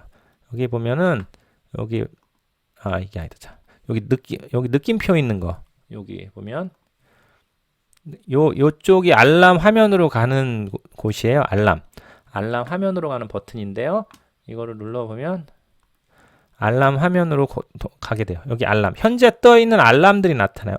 알람들을 한번 띄워봐야겠는데 어떻게 하냐? 알람이 발생하는 것은, 알람을 발생하고 리커버리 하는 것은 어렵지 않은데, 제가 말씀드렸지만 알람을 구현해내는 코딩상에서 어려운데, 알람을 발생시키는 종류가 여러 군데가 있어요. 첫 번째로는 시퀀스 내에서 발생을 시키기도 하고, 또 하나는 인터럭에 의해서 발생을 시키기도 해요. 인터럭 중에서, 인터럭이란 건 뭐냐면은 어떤 일을 못하게 하는 거죠. 예를 들어서 지금 펌프가 켜져 있지 않죠. 펌프가 켜져 있지 않은데 이 밸브 이 랍핑 밸브라고도 하고 패스트 밸브라고도 하는데, 패스트 밸브를 오픈하면 절대 안 돼요. 왜 그러냐면 여기가 ATM으로, 여기 만약에 진공 상태였다면 압력이 지금 좀 낮은 상태죠. 이쪽으로 열었을 때 분자들이 이쪽으로 막 들어와서 여기를 오염시키거나 할 수 있거든요. 그래서 이런 인터럭, 어떤 IO를 못하게 하는 거, 어떤 IO 값을 세팅할 때 못하게 하는 것을 셋포인트 인터럭이라고 하는데, 셋포인트 인터럭 때도 못하게 하면서 알람을 보여줘요. 근데 셋포인트 인터럭에는 추가적인 액션이 후 처리로 인하여 액션이 들어가는 일은 별로 없습니다. 예를 들어서 알람이 떴을 때 이렇게 알람 화면에 알람이 떴다고 이렇게 나타나는 거고요. 또 하나는 만약에 이 밸브를 열 수 있나? 잠깐만요. 이 밸브를 연다고 할 때, 이건 LLB BM2 쪽의 패스트 밸브거든요. 얘도 당연히 알람이 2개 떴을 거예요. 못 여니까 지금 값이 안 변했죠? 여기 가보면 알람이 2개 이렇게 떠 있다는 걸 볼 수 있어요. 그래서 알람이 첫 번째 813번 알람, 그리고 아까 두 번째 했던 게 574번 알람이죠. 여기에 보면 뭐 추가적인 기능들인데, 어떤 알람이 어떤 IO 때문에 못 떴는지에 대한 설명들을 좀 나와 있어요. 셋포인트 인터럭에. 그리고 히스토리로 뭐 이전에 언제 떴었나 안 떴었나, 한 번도 안 뜨고 지금 N이라고 표시된 처음 뜬 거예요. 이 장비 내에서 처음 뜬 알람, 한 번도 뜬 적이 없었던 알람이 발생한 거고요. 이 알람을 클릭을 하고 여기에 리커버를 누르면 이렇게 리커버리 리스트들이 나와요. 그래서 아까 설명을 드릴 때 리트라이, 어버트, 이그노, 뭐 클리어 이렇게 있는데, 셋포인트 인터럭 같은 경우에는 후속 조치가 특별히 있는 건 아니에요. 알람을 클리어하면서. 그렇기 때문에 알람을 클리어하기 위해서 내가 잘 알람을 읽었다, 이제 클리어한다 하고 리커버리 하면 알람이 없어지는 거죠. 두 번째, 이 상황은 언제 발생을 했는지, 이런 밸브 상황엔 안 맞았기 때문에 발생을 했다, 이런 식의 표시가 되는 거고요. 이 히스토리 여기 잠깐 나와 있고요. 이것도 똑같이 리커버리를 하게 되면 리커버리에 대한 내용들이 나오는데, 현재 등록된 리커버리가 이거밖에 없어서 이렇게 나오는 거고, 이거에 대한 리커버리를 처리하면 화면에서 없어지는 거죠. 아까 잠깐 얘기했던 식으로 이 작업들이 일어나는 거예요. 이 작업들이 일어나는 것은 알람 포스트가 일어나는데, 방금의 알람 포스트는 셋포인트 인터럭에 의해서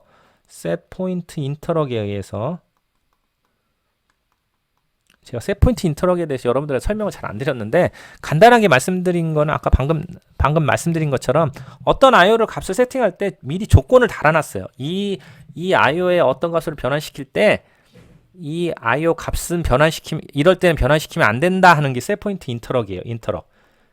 INTERLOCK. 지금 셋포인트 인터럭에 의해서 지금 알람 포스트를 한 상태고요. 여기 아까 화면 프로그램을 통해서 메시지가 디스플레이 되고 리커버리를 해서 알람이 지워지는 역할을 알람 핸들링 프로그램들이 하게 됩니다. 이에 셋포인트 인터럭 아니면 시퀀스, 아니면 사용자가 만든 프로그램들에서 주로 알람 포스트가 이루어지게 되는 내용들을 좀 간단하게 데모 프로그램을 통해서 좀 봤고요. 이 알람에 관련된 내용들에 대해서 또 여러 가지 뭐 추가적인 기능들이 있어요. 로그 쪽에 가면 알람 히스토리들이 어떻게 알람들이 떴는지 뭐 이런 부분들 다시 한번 리로드를 하게 되면 최근에 뜬 알람들, 오늘 뜬 알람들에 대해서 이렇게 이제 알람 포스트 시간대들에 따라서 이렇게 알람들이 어떻게 처리되는지에 대해서 나오고 통계들도 이렇게 나올 수 있는 기능들도 있었으면 좋겠죠. 이런 것들에 따라서 장비들에 대한 상황들이나 이런 것들을 볼 수 있어요. 여기에 보면 언제 어떤 알람이 떴고 뭐 알람 번호, 알람 네임, 뭐 알람 모듈 이런 리커버리 리스트 뭐 알람 내용들이 다 이렇게 알람 히스토리를 통해서 볼 수 있습니다. 여러분들이 이런 부분들을 참고하셔서 알람에 대한 부분들이 간단하게 그렇구나. 그리고 알람은 주로 시퀀스나 이런 부분에서 또 2차적인 또 어떤 그거에 대한 결과에 대한 내용을 가지고 어떤 액션들을 하는구나. 이런 내용들을 조금 잘 참조하셨으면 좋겠습니다. 네, 이어서 볼 것은 클러스터 툴 제어에 대한 부분을 볼게요. 오늘은 사실 아까도 처음에 말씀드렸지만 클러스터 툴 제어가 상당히 내용이 방대합니다. 그래서 오늘은 많은 내용은 하지 않고 그냥 서론이라고 생각을 하고 다음 시간이나 다다음 시간에 또 클러스터 툴 제어 기회 되면 좀 더 말씀을 드리겠는데 서론이라 생각하고 좀 어떤 부분을 간단하게 보는가 이런 부분만 오늘은 좀 설명을 드릴게요. 클러스터 툴이란 부분들을 좀 보죠.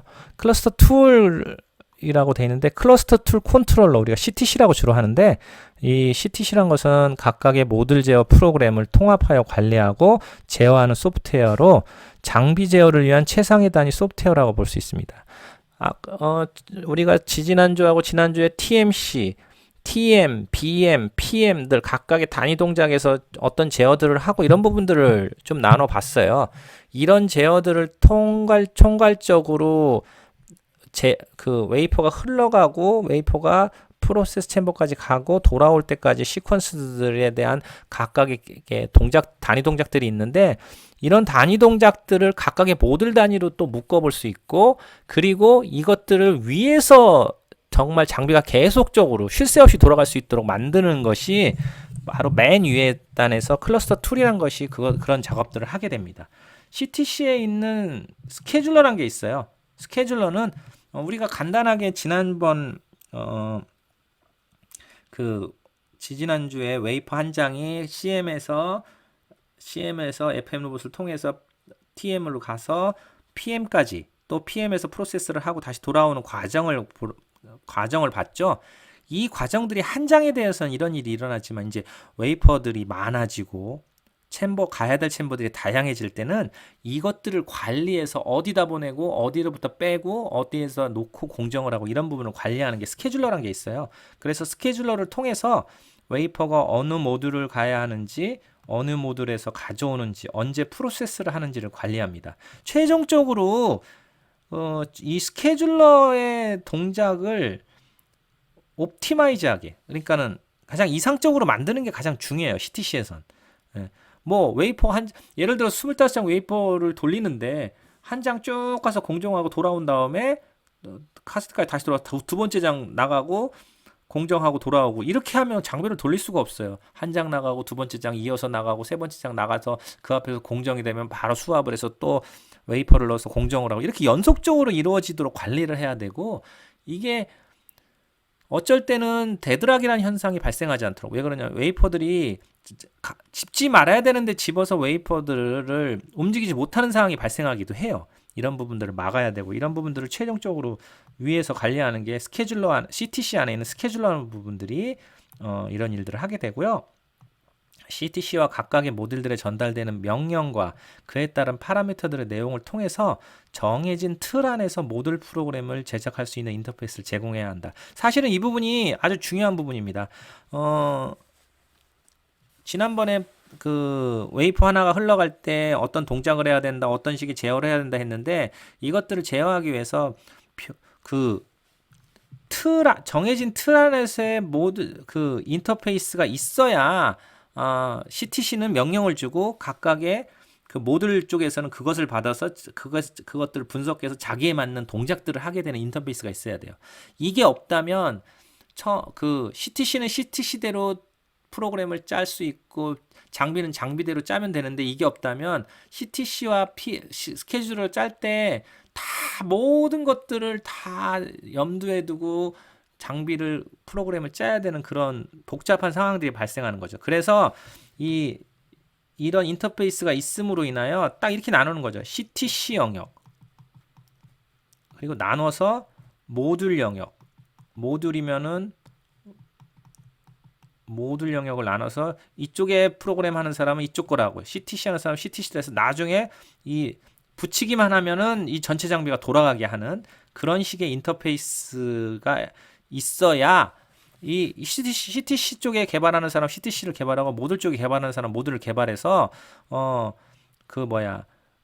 그 서로 간에 이렇게 CTC가 이런 식으로 인터페이스를 제공할 것이다라고 아는 가정하에서 모듈 프로그램을 개발해야 나중에 바로 장비들을 동작을 시킬 수 있는 그런 인터페이스가 제공되는 것을 통해서 장비가 운영되게 됩니다.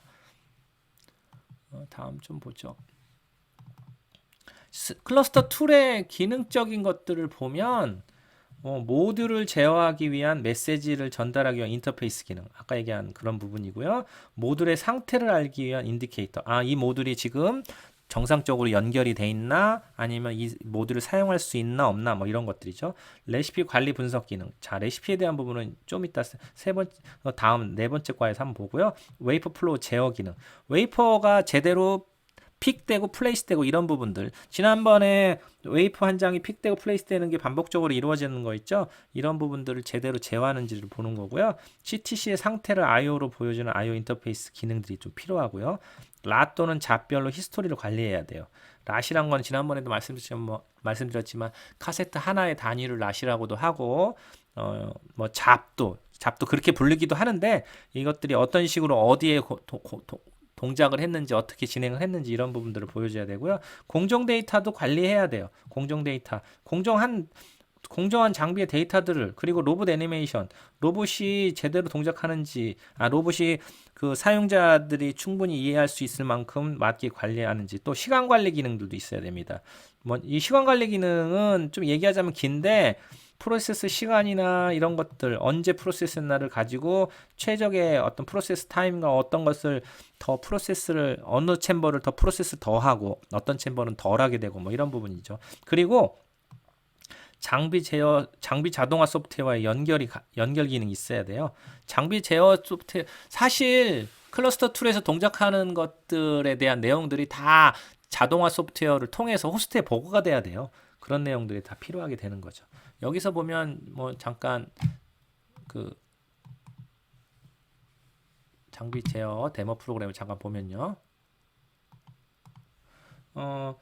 이 장비를 그때 제가 랏을 통해서 스타트를 했죠. 여기서 이제 뭐 그 핸드오프를 한번 더 해보고 지난번에 했던 내용들을 한번 다시 볼게요. 여기서 보면 언로드를 하고 웨이퍼를 없애고 다시 웨이퍼를 갖다 놓고 로드 버튼 눌러서 MID를 그냥 이따 치고 그다음에 웨이퍼 세트해서 카세트 2가 세팅이 됐습니다. 로디드가 됐어요. 그 다음에 제가 참 이 장비의 초기화를 먼저 해야 된다고 그랬죠. 초기화를 하고 이 장비 게이트를 다 닫은 다음에 이거 펌핑을 하게 돼요. 여기를 실질적으로 지금 펌핑하는 작업을 하는 걸 초기화 작업으로 넣기 때문에 초기화 작업에서 여기 보면 펌핑이 다 이루어지죠. 펌프를 키고 펌핑이 이루어지고 펌핑이 다 끝났기 때문에 지금 방금처럼 버튼이 활성화돼서 장비를 돌릴 수 있는 상황이 됐어요. 자, 이번에 카세트 2에서 레시피를 선택해서 이 레시피 선택하는 이 부분에 있어서는 좀 이따 다시 좀 설명을 드릴게요. 레시피 선택해서 스타트를 했다 치면 이제부터 이것들을 돌리는 부분들을 클러스터 툴이 담당을 하게 되고요. 지금 웨이퍼가 픽을 했죠. 다시 플레이스를 하고 얼라이닝을 하고 이런 명령들을 각각의 모듈의 CTC가 스케줄러가 내리게 돼요. 그럼 그 명령들을 모듈들이 받아서 자기에 맞는 동작들을 하게 되는 거죠. 얼라이닝 명령을 받았으면 그 얼라이닝 명령에 맞는 얼라이닝 기능을 모듈에 수행해야 되고 얘는 펌핑 명령을 받았으면 펌핑을 하게 되는 거고, 얘는 끝났으면 스케줄러가 픽을 한다 했을 때 이거에 서로 핸드오프하는 코드들을 서로 간에 연결해서 픽을 하게 되는 겁니다. 그런 내용들이 이어지게 됩니다. 그렇게 되면서 스케줄러들은 아까 좀 보면 레시피에 관련된 뭐 좀 이따 다시 설명을 할게요. 웨이퍼 플로우 제어 기능을 방금 봤고요. CTC의 상태를 보여주는 IO. 여기 보면 CTC의 상태들이 이렇게 많이 나와요. 여기 상태들이 다 CTC의 상태예요. 지금 LPMD에 러닝 중이다. 어떤 카세트에서 돌았다. 어떤 PPID다. PPID는 나중에 호스트 관련된 내용에 보면 나오는 용어니까요. 뭐 참고만 하시고요. 이 lat에 대한 ID는 무엇다. 뭐 이런 부분을 보여지게 됩니다. 그리고 이렇게 했을 때 제어를 할 수 있고 스타트가 되고 있으니까 뭐 포즈를 할 건지 뭐 엔드를 할 건지 뭐 이런 컨트롤 기능들이 추가적으로 있고요. 그 다음에 로그를 보면 뭐 이게 뭐 각 랏별로 웨이퍼가 돌았던 내용들이에요. 여기 보면 1번 웨이퍼가 요때 돌았던 웨이퍼가 1번부터 13번까지 돌았는데 1번 웨이퍼 런타임 어디 모드를 갔는지 뭐 보게 되고요. 이걸 더블 클릭하게 되면 이 타임 차트로 인해서 시간대별로 각각의 챔버들에서 공정을 하는 타임이 나옵니다. 이렇게 해서 뭐 여러 가지 기능들이 있고요. 그 다음에 여기서 PM 안에 간 게 나오는데 PM 안에 이 공정 데이터들이 이렇게 보여지게 됩니다. 공정 데이터들이 이렇게 다 보여지게 돼요. 얼마에 공정을 했는지, 어떤 값이 흘렀는지 이것들을 플로팅으로 이제 좀 더 확인을 할 수 있고요. 그래서 플로팅 내용으로 이제 뭐 보게 되는데 뭐 어느 구간 시간대별로 데포지션을 어떻게 했는지 뭐 이렇게 해서 뭐 자세하게 볼 수 있는 기능들이 뭐 다양하게 있습니다. 여기서 내용들 중요한 것은 뭐 공정 데이터 관리에 대한 부분을 잠깐 설명을 드렸던 부분이고요. 일단 그런 부분입니다. 추가적으로 좀 내용을 보면 잠깐만요. 추가적인 내용을 보면 CTC 툴에 대한 모듈의 기능이 있어요. 아까는 CTC하고 모듈 사이에서 CTC가 하는 기능이고 모듈 쪽에서는 어떤 거 하냐면 CTC에서 전달된 메시지를 해석하고 수행하고 결과를 전달하는 기능이 있어야 되고요. 해당 모듈의 실제 동작 뭐 이거는 뭐 모듈 쪽에서 실제 동작을 하는 거예요. 그리고 레시피 데이터를 해석하는 기능. 자, 프로세스 레시피에 대한 데이터를 보내는데 그 해석해서 정말 프로세스 레시피를 어떤 레시피를 해야 될지 그리고 공정 데이터를 생산하는 기능. 자, 공정은 모듈에서 하게 되는 하기 때문에 CTC는 공정을 명령만 하지 데이터를 만드는 거는 모듈 쪽에서 데이터를 만들게 돼요. 그런 데이터를 생산하는 기능들을 제공해야 되는 부분들이 모듈에서의 기능들이라고 볼 수 있습니다.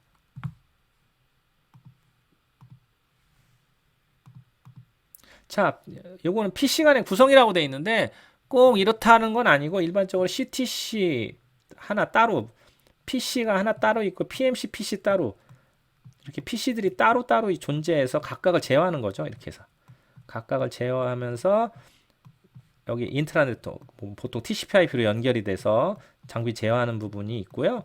아니면은 그 CTC PMC는 하나의 PC 안에서 이렇게 이 부분과 플러스 CTC까지 같이 제어를 하고 각각의 PMC는 각각의 PC들로 이렇게 한 개 아니면 두 개 정도로 이렇게 제어를 해서 서로 간에 연결해서 이제 CTC를 TCP/IP나 이렇게 인트라 툴 네트워크를 통해서 연결해서 제어하는 경우들도 있고요.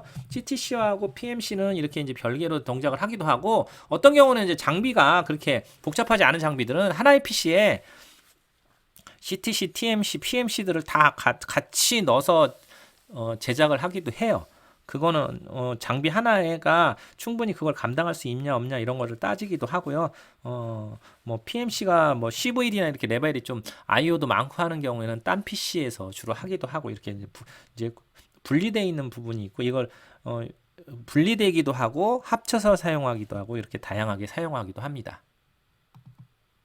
자, 클러스터 툴에서는 크게 한 5부분? 하나, 둘, 셋, 넷, 5부분으로 나눠져 있어요. 근데 이거는 뭐 참고하시라고 보는 경우고요. 여기 보면은 서로 간의 디펜던스, 인과관계, 의존적인 관계가 있는데 로딩 쪽이 있고 맵핑, 메인런. 메인런이 어떻게 보면 여기서 스케줄러 쪽에 관련된 내용이라고 볼 수 있습니다. 그리고 캔슬, 언로딩 이런 식의 부분이 있는데 이 부분이 실질적으로 어떤 랏을 가지고 스케줄러가 돌아가는 가장 핵심적인 부분이고요.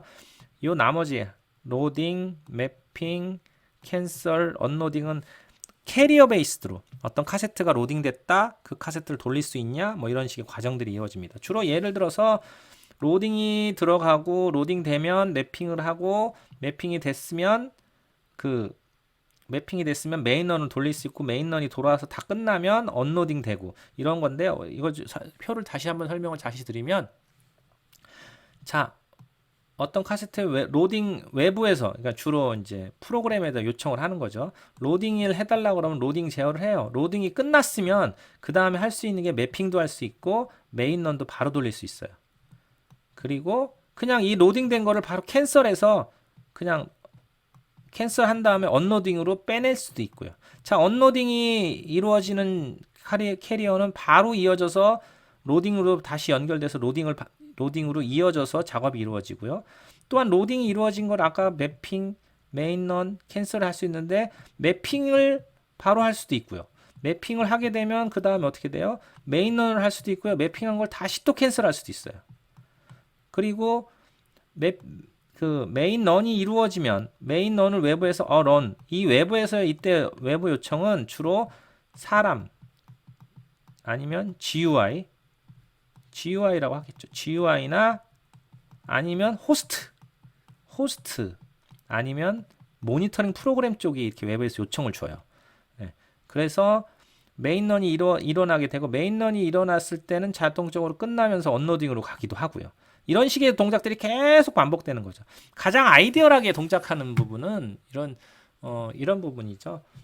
처음에 프로그램이 로딩됐을 때 지난번에도 한번 제가 설명을 드렸는데 어떤 캐리어에 의해서 로딩이 필요하면 처음에 프로그램이 시작될 때 외부 요청 주로 모니터링 프로그램이 로딩을 시작하게 돼요.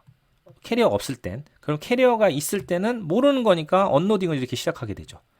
언로딩을 시작하게 되고 언로딩에서 캐리어를 뺐어요. 아니면 로딩을 해서 여기부터 봅시다. 언로딩을 해서 캐리어를 뺐어요. 그러면 끝나자마자 바로 캐리어가 빠졌으니까 다시 캐리어를 달라고 로딩 제어로 들어가죠. 그러면 아까 처음에 없던 거와 똑같이 다시 로딩 제어로 들어가서 로딩이 이루어지죠. 로딩을 해서 주로 이것은 뭐라고 그랬어요?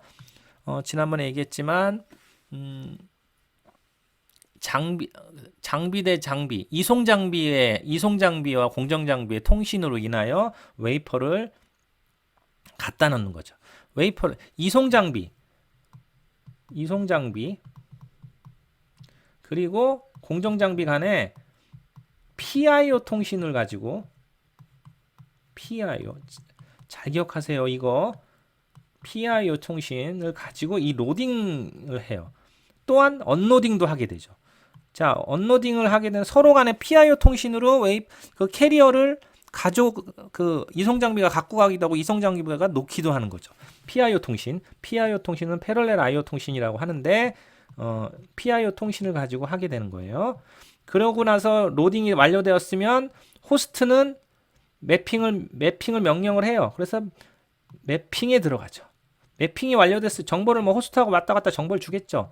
그 다음에 호스트 입장에서 매핑이 제대로 됐다. 그러면 호스트가 메인런을 돌리기 위해서 이렇게 메인런을 돌아가게 되죠. 이 점선으로 된 게 다음 가능한 것들에 대한 내용이에요. 매핑이 돼야 메인런을 돌릴 수 있다는 내용이고요. 메인런이 돌아가서 끝났으면 다시 언로딩이 되고 언로딩이 됐을 때 아까 얘기한 PIO 통신에 의해서 가져가게 되고 캐리어를 갖고 가게 돼서 다시 이 루프를 계속 도는 거죠. 이렇게 해서 로딩으로 돌아오고 다음 로딩으로 돌아서 매핑하고 메인런 돌고 언로딩해서 쭉 돌고 여기서 로딩이 끝났다고 바로 매핑을 하는 게 아니라 외부에서 호스트나 이런 데서 이제 명령을 주는 거죠. 이렇게 명령을 줘서 명령들이 돌아가고 메인런 되면 언로딩 되고 이 작업을 주구장창 계속 라인에서 하고 있는 거예요. 계속 장비가 계속 돌고 있다고 보시면 됩니다.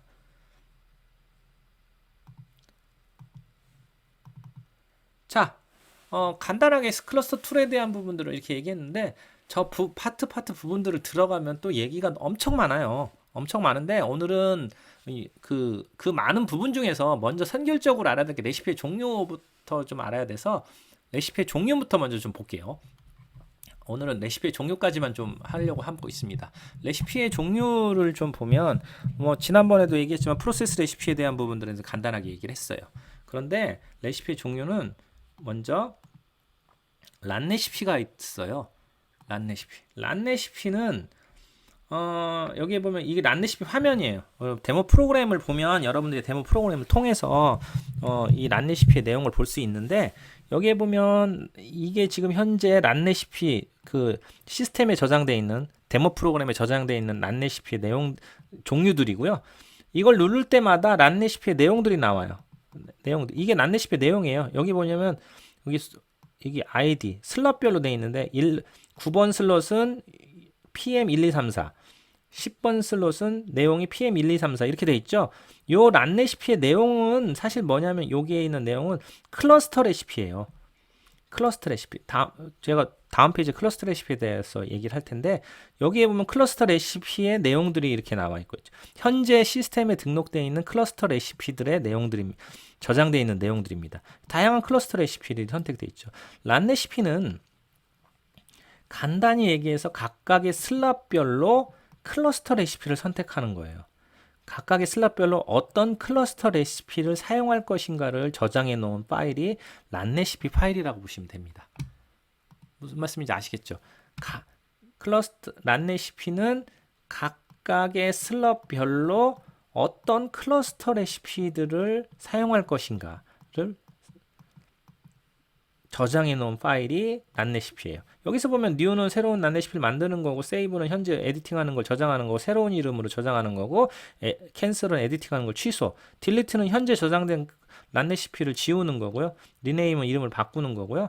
이 오퍼레이션이라는 부분이 이 클러스터 레시피, 란 레시피 각각의 슬롯에 선택된 클러스터 레시피들을 지우거나 이쪽에서 이쪽으로 이름을 세팅하거나 이 이름을 지우거나 여러 개를 한 번에 다 세팅하거나 뭐 이런 것들에 대한 내용입니다.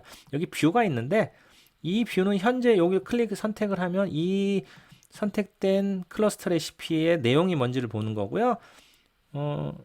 여기의 뷰는 요 지금 전체 있는 클러스터 레시피 중에서 이 내용이 뭔지를 보는 거예요. 그렇다면 여기서 지금 란 레시피에서 가장 중요한 것은 란 레시피는 각각의 슬롯마다 클러스터 레시피가 클러스터 레시피를 무엇을 사용할지를 선택하는 것이라고 했는데 그럼 클러스터 레시피가 뭔가가 또 중요하잖아요. 그게 다음 페이지에 있습니다. 클러스터 레시피 잠깐 볼게요. 클러스터 레시피는 사실은 클러스터 레시피가 가장 중요해요. 클러스터 레시피는 보통 라우트 레시피 경우에 따라서 유닛 레시피라고도 하는데 클러스터 레시피는 하나의 웨이퍼가 어느 챔버, 어느 프로세스 모듈로 갈 것인지, 그리고 어느 프로세스 모듈로 가서 어떤 프로세스 레시피를 수행할 것인지에 대한 내용이 담겨져 있어요. 한 장의 웨이퍼에 대한 부분이에요.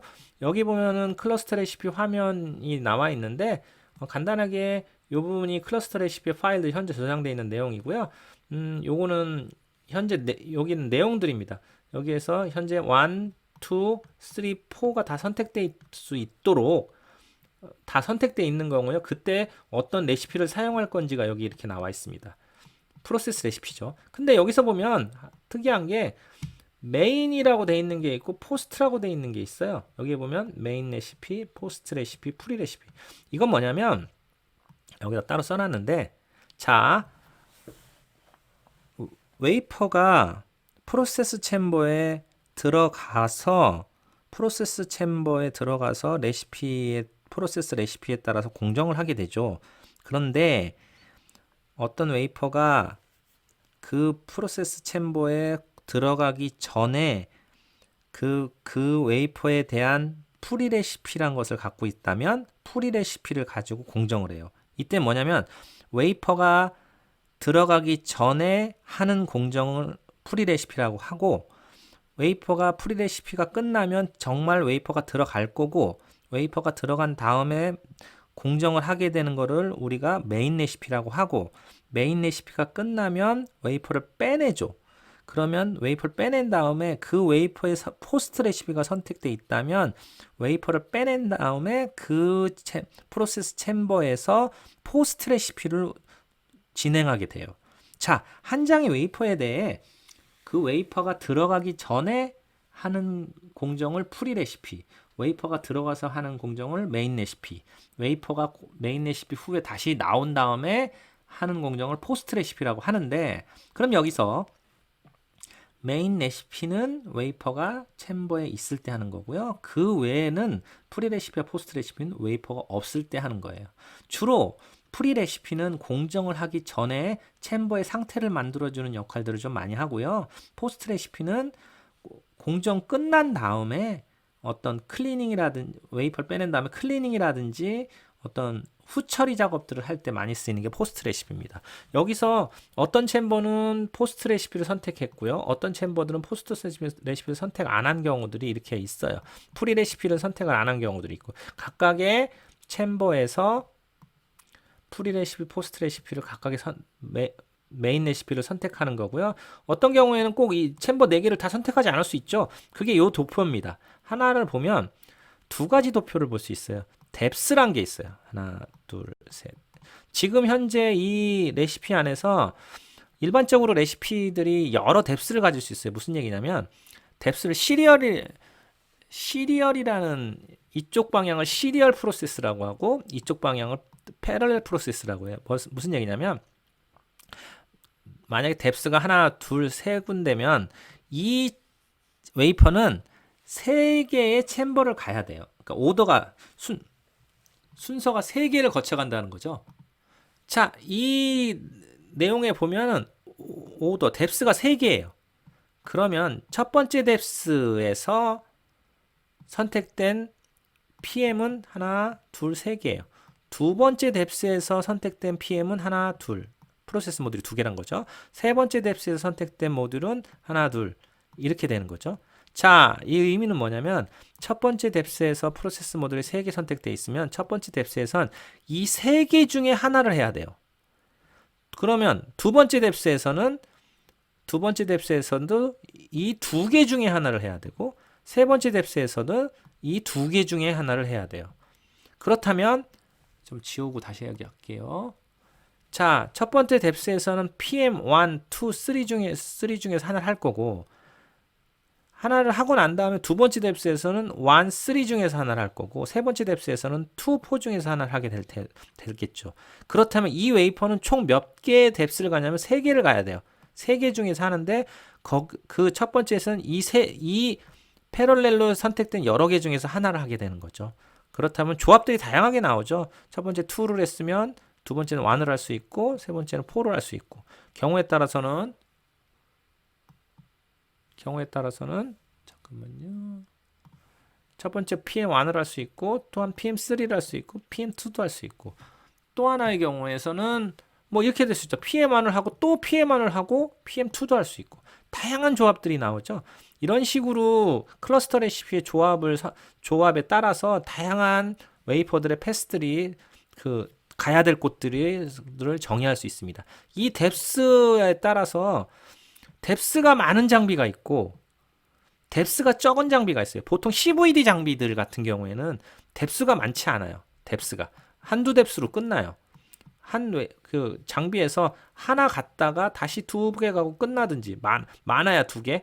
어쩔 땐 대부분 한 군데만 가고 끝나는 경우가 많은데 트랙 장비라든지 뭐 이런 경우는 뎁스가 뭐 30개, 40개 뭐 이렇게 뭐 되는 것도 있어요. 그러니까는 여기 갔다가 여기 갔다가 여기 갔다가 여기 갔다가 뭐 이렇게 다양하게 가겠죠. 그런데 이렇게 현재 그림처럼 챔버가 4개밖에 없는 걸 가지고 뎁스를 다양하게 가긴 어렵죠. 뎁스가 깊은 것들은 대부분 챔버의 종류들도 많이 달려있는 부분이 많아요.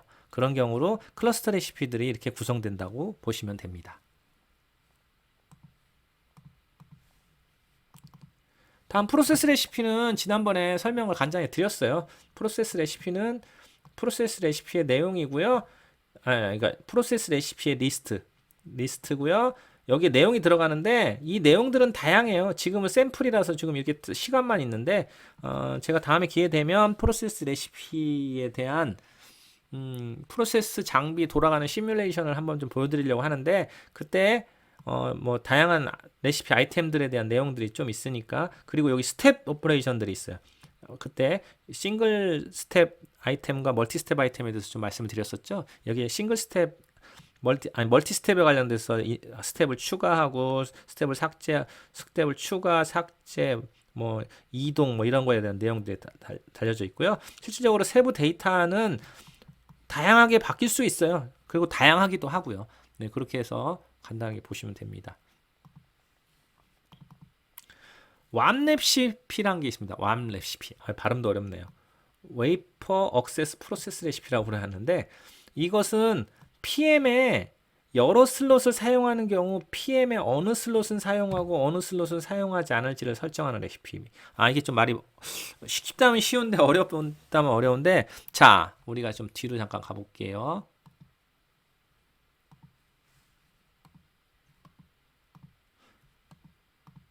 자, 여기에 장비 모양을 보면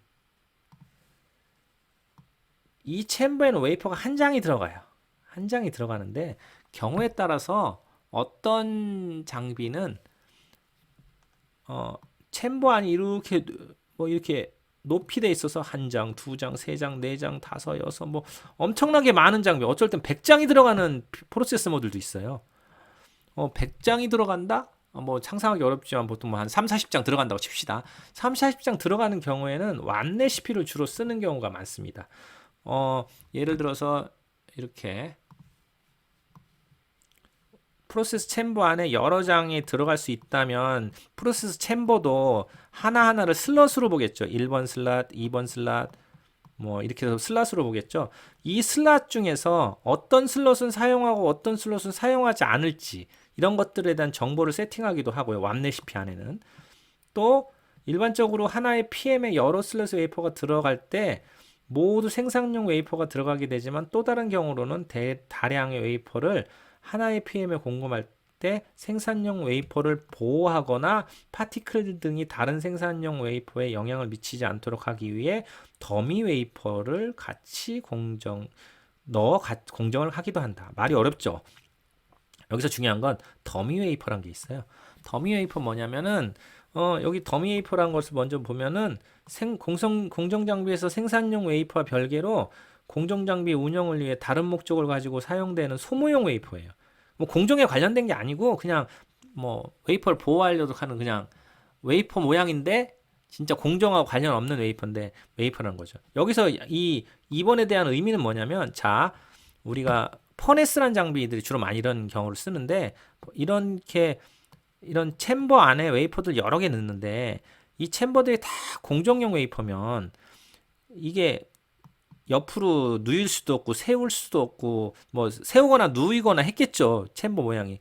그렇다면 공정을 하다에 막 이쪽에서 난 파티클이 옆으로도 영향을 미치고 하기 때문에 반대로 하기 때문에 문제가 될 수 있어서 요쪽 웨이퍼 요 파란색으로 되어 있는 칸에는 더미 웨이퍼를 넣어요. 이렇게 이런 식으로 더미 웨이퍼를 써서 이런 프로덕트 웨이퍼들을 보호하는 역할을 하는 더미 웨이퍼들을 같이 넣죠. 그래서 어느 슬롯에는 더미 웨이퍼를 넣고 어느 슬롯에는 프로덕트 웨이퍼를 넣고 뭐 이렇게 이런 설정을 하는 레시피가 왑 레시피라는 게 있습니다. 주로 왑 레시피는 이렇게 다량의 웨이퍼를 넣는 그리고 각각의 슬롯마다 어떤 특성을 어떤 뭐 더미나 프로덕트나 아니면은 그리고 프로덕트를 뭐 설정한다거나 아니면 웨이퍼를 넣는 방향 밑에서부터 넣나 위에서부터 넣나 뭐 이런 다양한 것들을 결정하기 위해 선택되는 웨이퍼 레시피가 왑 레시피라고 합니다. 왑 레시피는 아까 말씀드렸듯이 퍼네스 장비나 이렇게 PM 공정이 그 PM 안에서 그 웨이퍼가 많이 들어가는 것을 많이 쓰고 일반적인 거에서는 왑 레시피를 많이 쓰지는 않아요. 그래서 특별하게 왑 레시피만 따로 이렇게 제가 말씀을 드렸습니다. 그 다음 레시피의 관계를 좀 도표로 그렸어요. 왑 레시피는 여기서 빠져 있는데 자, 란 레시피 여기가 란 레시피고 난 레시피 안에서 한 장당 이렇게 클러스터 레시피들을 이렇게 선택할 수 있죠. 2번 A4, 3번 A4가 이 클러스터 레시피, 뭐 4번 A4는 이 클러스터 레시피, 뭐 7번은 요거. 그리고 클러스터 레시피 안에서는 각각의 챔버에 이 프로세스 레시피들이 이렇게 다 연결돼 있어요. 뭐 간단히 도표로 보면 이런 표를 갖고 있다 이렇게 생각하시면 됩니다. 네, 지금까지 오늘 강의한 내용들을 좀 다 리뷰를 해봤어요. 여러분들이 좀 뭐 처음 생소한 내용들과 생소한 용어들도 많을 거고 여러분들 피드백을 좀 받아보면 뭐 내용이 좀 처음 들으니까 어렵기도 하고 생소하지 않은 내용들이 있고 그러다 보니까는 이해가 잘 안 가는 부분도 있을 텐데 사실 제가 얘기하는 부분들이 뭐 반도체 생산 쪽에 가면 너무나 일반적으로 많이 쓰는 말들이라서 제가 또 이걸 어떻게 쉽게 표현을 하려고 하지만 잘 안 되는 부분도 있어서 그럴 때마다 여러분들이 메일이나 여러 가지 뭐 내용 방법으로 저한테 질문을 해주시면 제가 다시 한번 또 잘 설명을 드릴 테고요. 이렇게 비대면으로 하다 보니까 여러분들이 얼마만큼 잘 이해를 하고 있는지도 잘 어렵기도 하고 또 설명이 잘 됐는지 제가 좀 걱정되기도 합니다. 그럴 때마다 여러분들 너무 주저하지 마시고 뭐 질문도 보내주시고 했으면 좋겠습니다. 그리고 추가적으로 이번 주 과제는 여기 보면 제가 중간에 잠깐 설명을 했었는데 뭐 깊게 설명은 안 했어요. 근데 원래 제가 과제를 내기로 한 거는 반도체 장비의 클러스터 툴에서 암의 개수별로 웨이퍼를 픽하고 플레이스할 수 있는 조건들 또는 PIO의 개념과 동작 과정 설명이라고 돼 있는데 오늘 과제는 이건 빼고요. 둘 중에 하나 선택하는데 그냥 요거는 아니고요. PIO의 개념과 동작 과정 설명에 대해서 여러분들이 조금 자료를 조사해 오셔서 PIO를 가지고 제가 언제 얘기했는지 잘 찾아보세요. PIO 여러 번 얘기했어요. 뭐 간단히 패럴렐 IO라고 얘기했는데 인풋 아웃풋이라고 얘기했는데 그 개념과 동작 과정을 좀 여러분들이 자료를 좀 찾아서 그 과제로 좀 제출해 주셨으면 좋겠습니다. 그래서 이번 주에는 두 가지를 하셔야 돼요. 첫 번째는 그 강의 출석 인정하는 과제 하나 하고요. 또 하나는 방금 얘기한 PIO의 개념과 동작 과정 설명에 대한 것을 하면 됩니다. 강의 그 출석 인정 과제로는 뭐 오늘 내용들을 정리해서 보내주시면 되고 또 하나 과제는 PIO의 개념과 동작 과정 설명들을 꼭 부탁드리겠습니다. 네, 오늘도 오늘 여기까지 하고요. 뭐 힘들겠지만 잘 이해하지 못하는 내용도 있으셨겠지만 지금까지 들어주셔서 감사합니다. 네, 수고하셨습니다.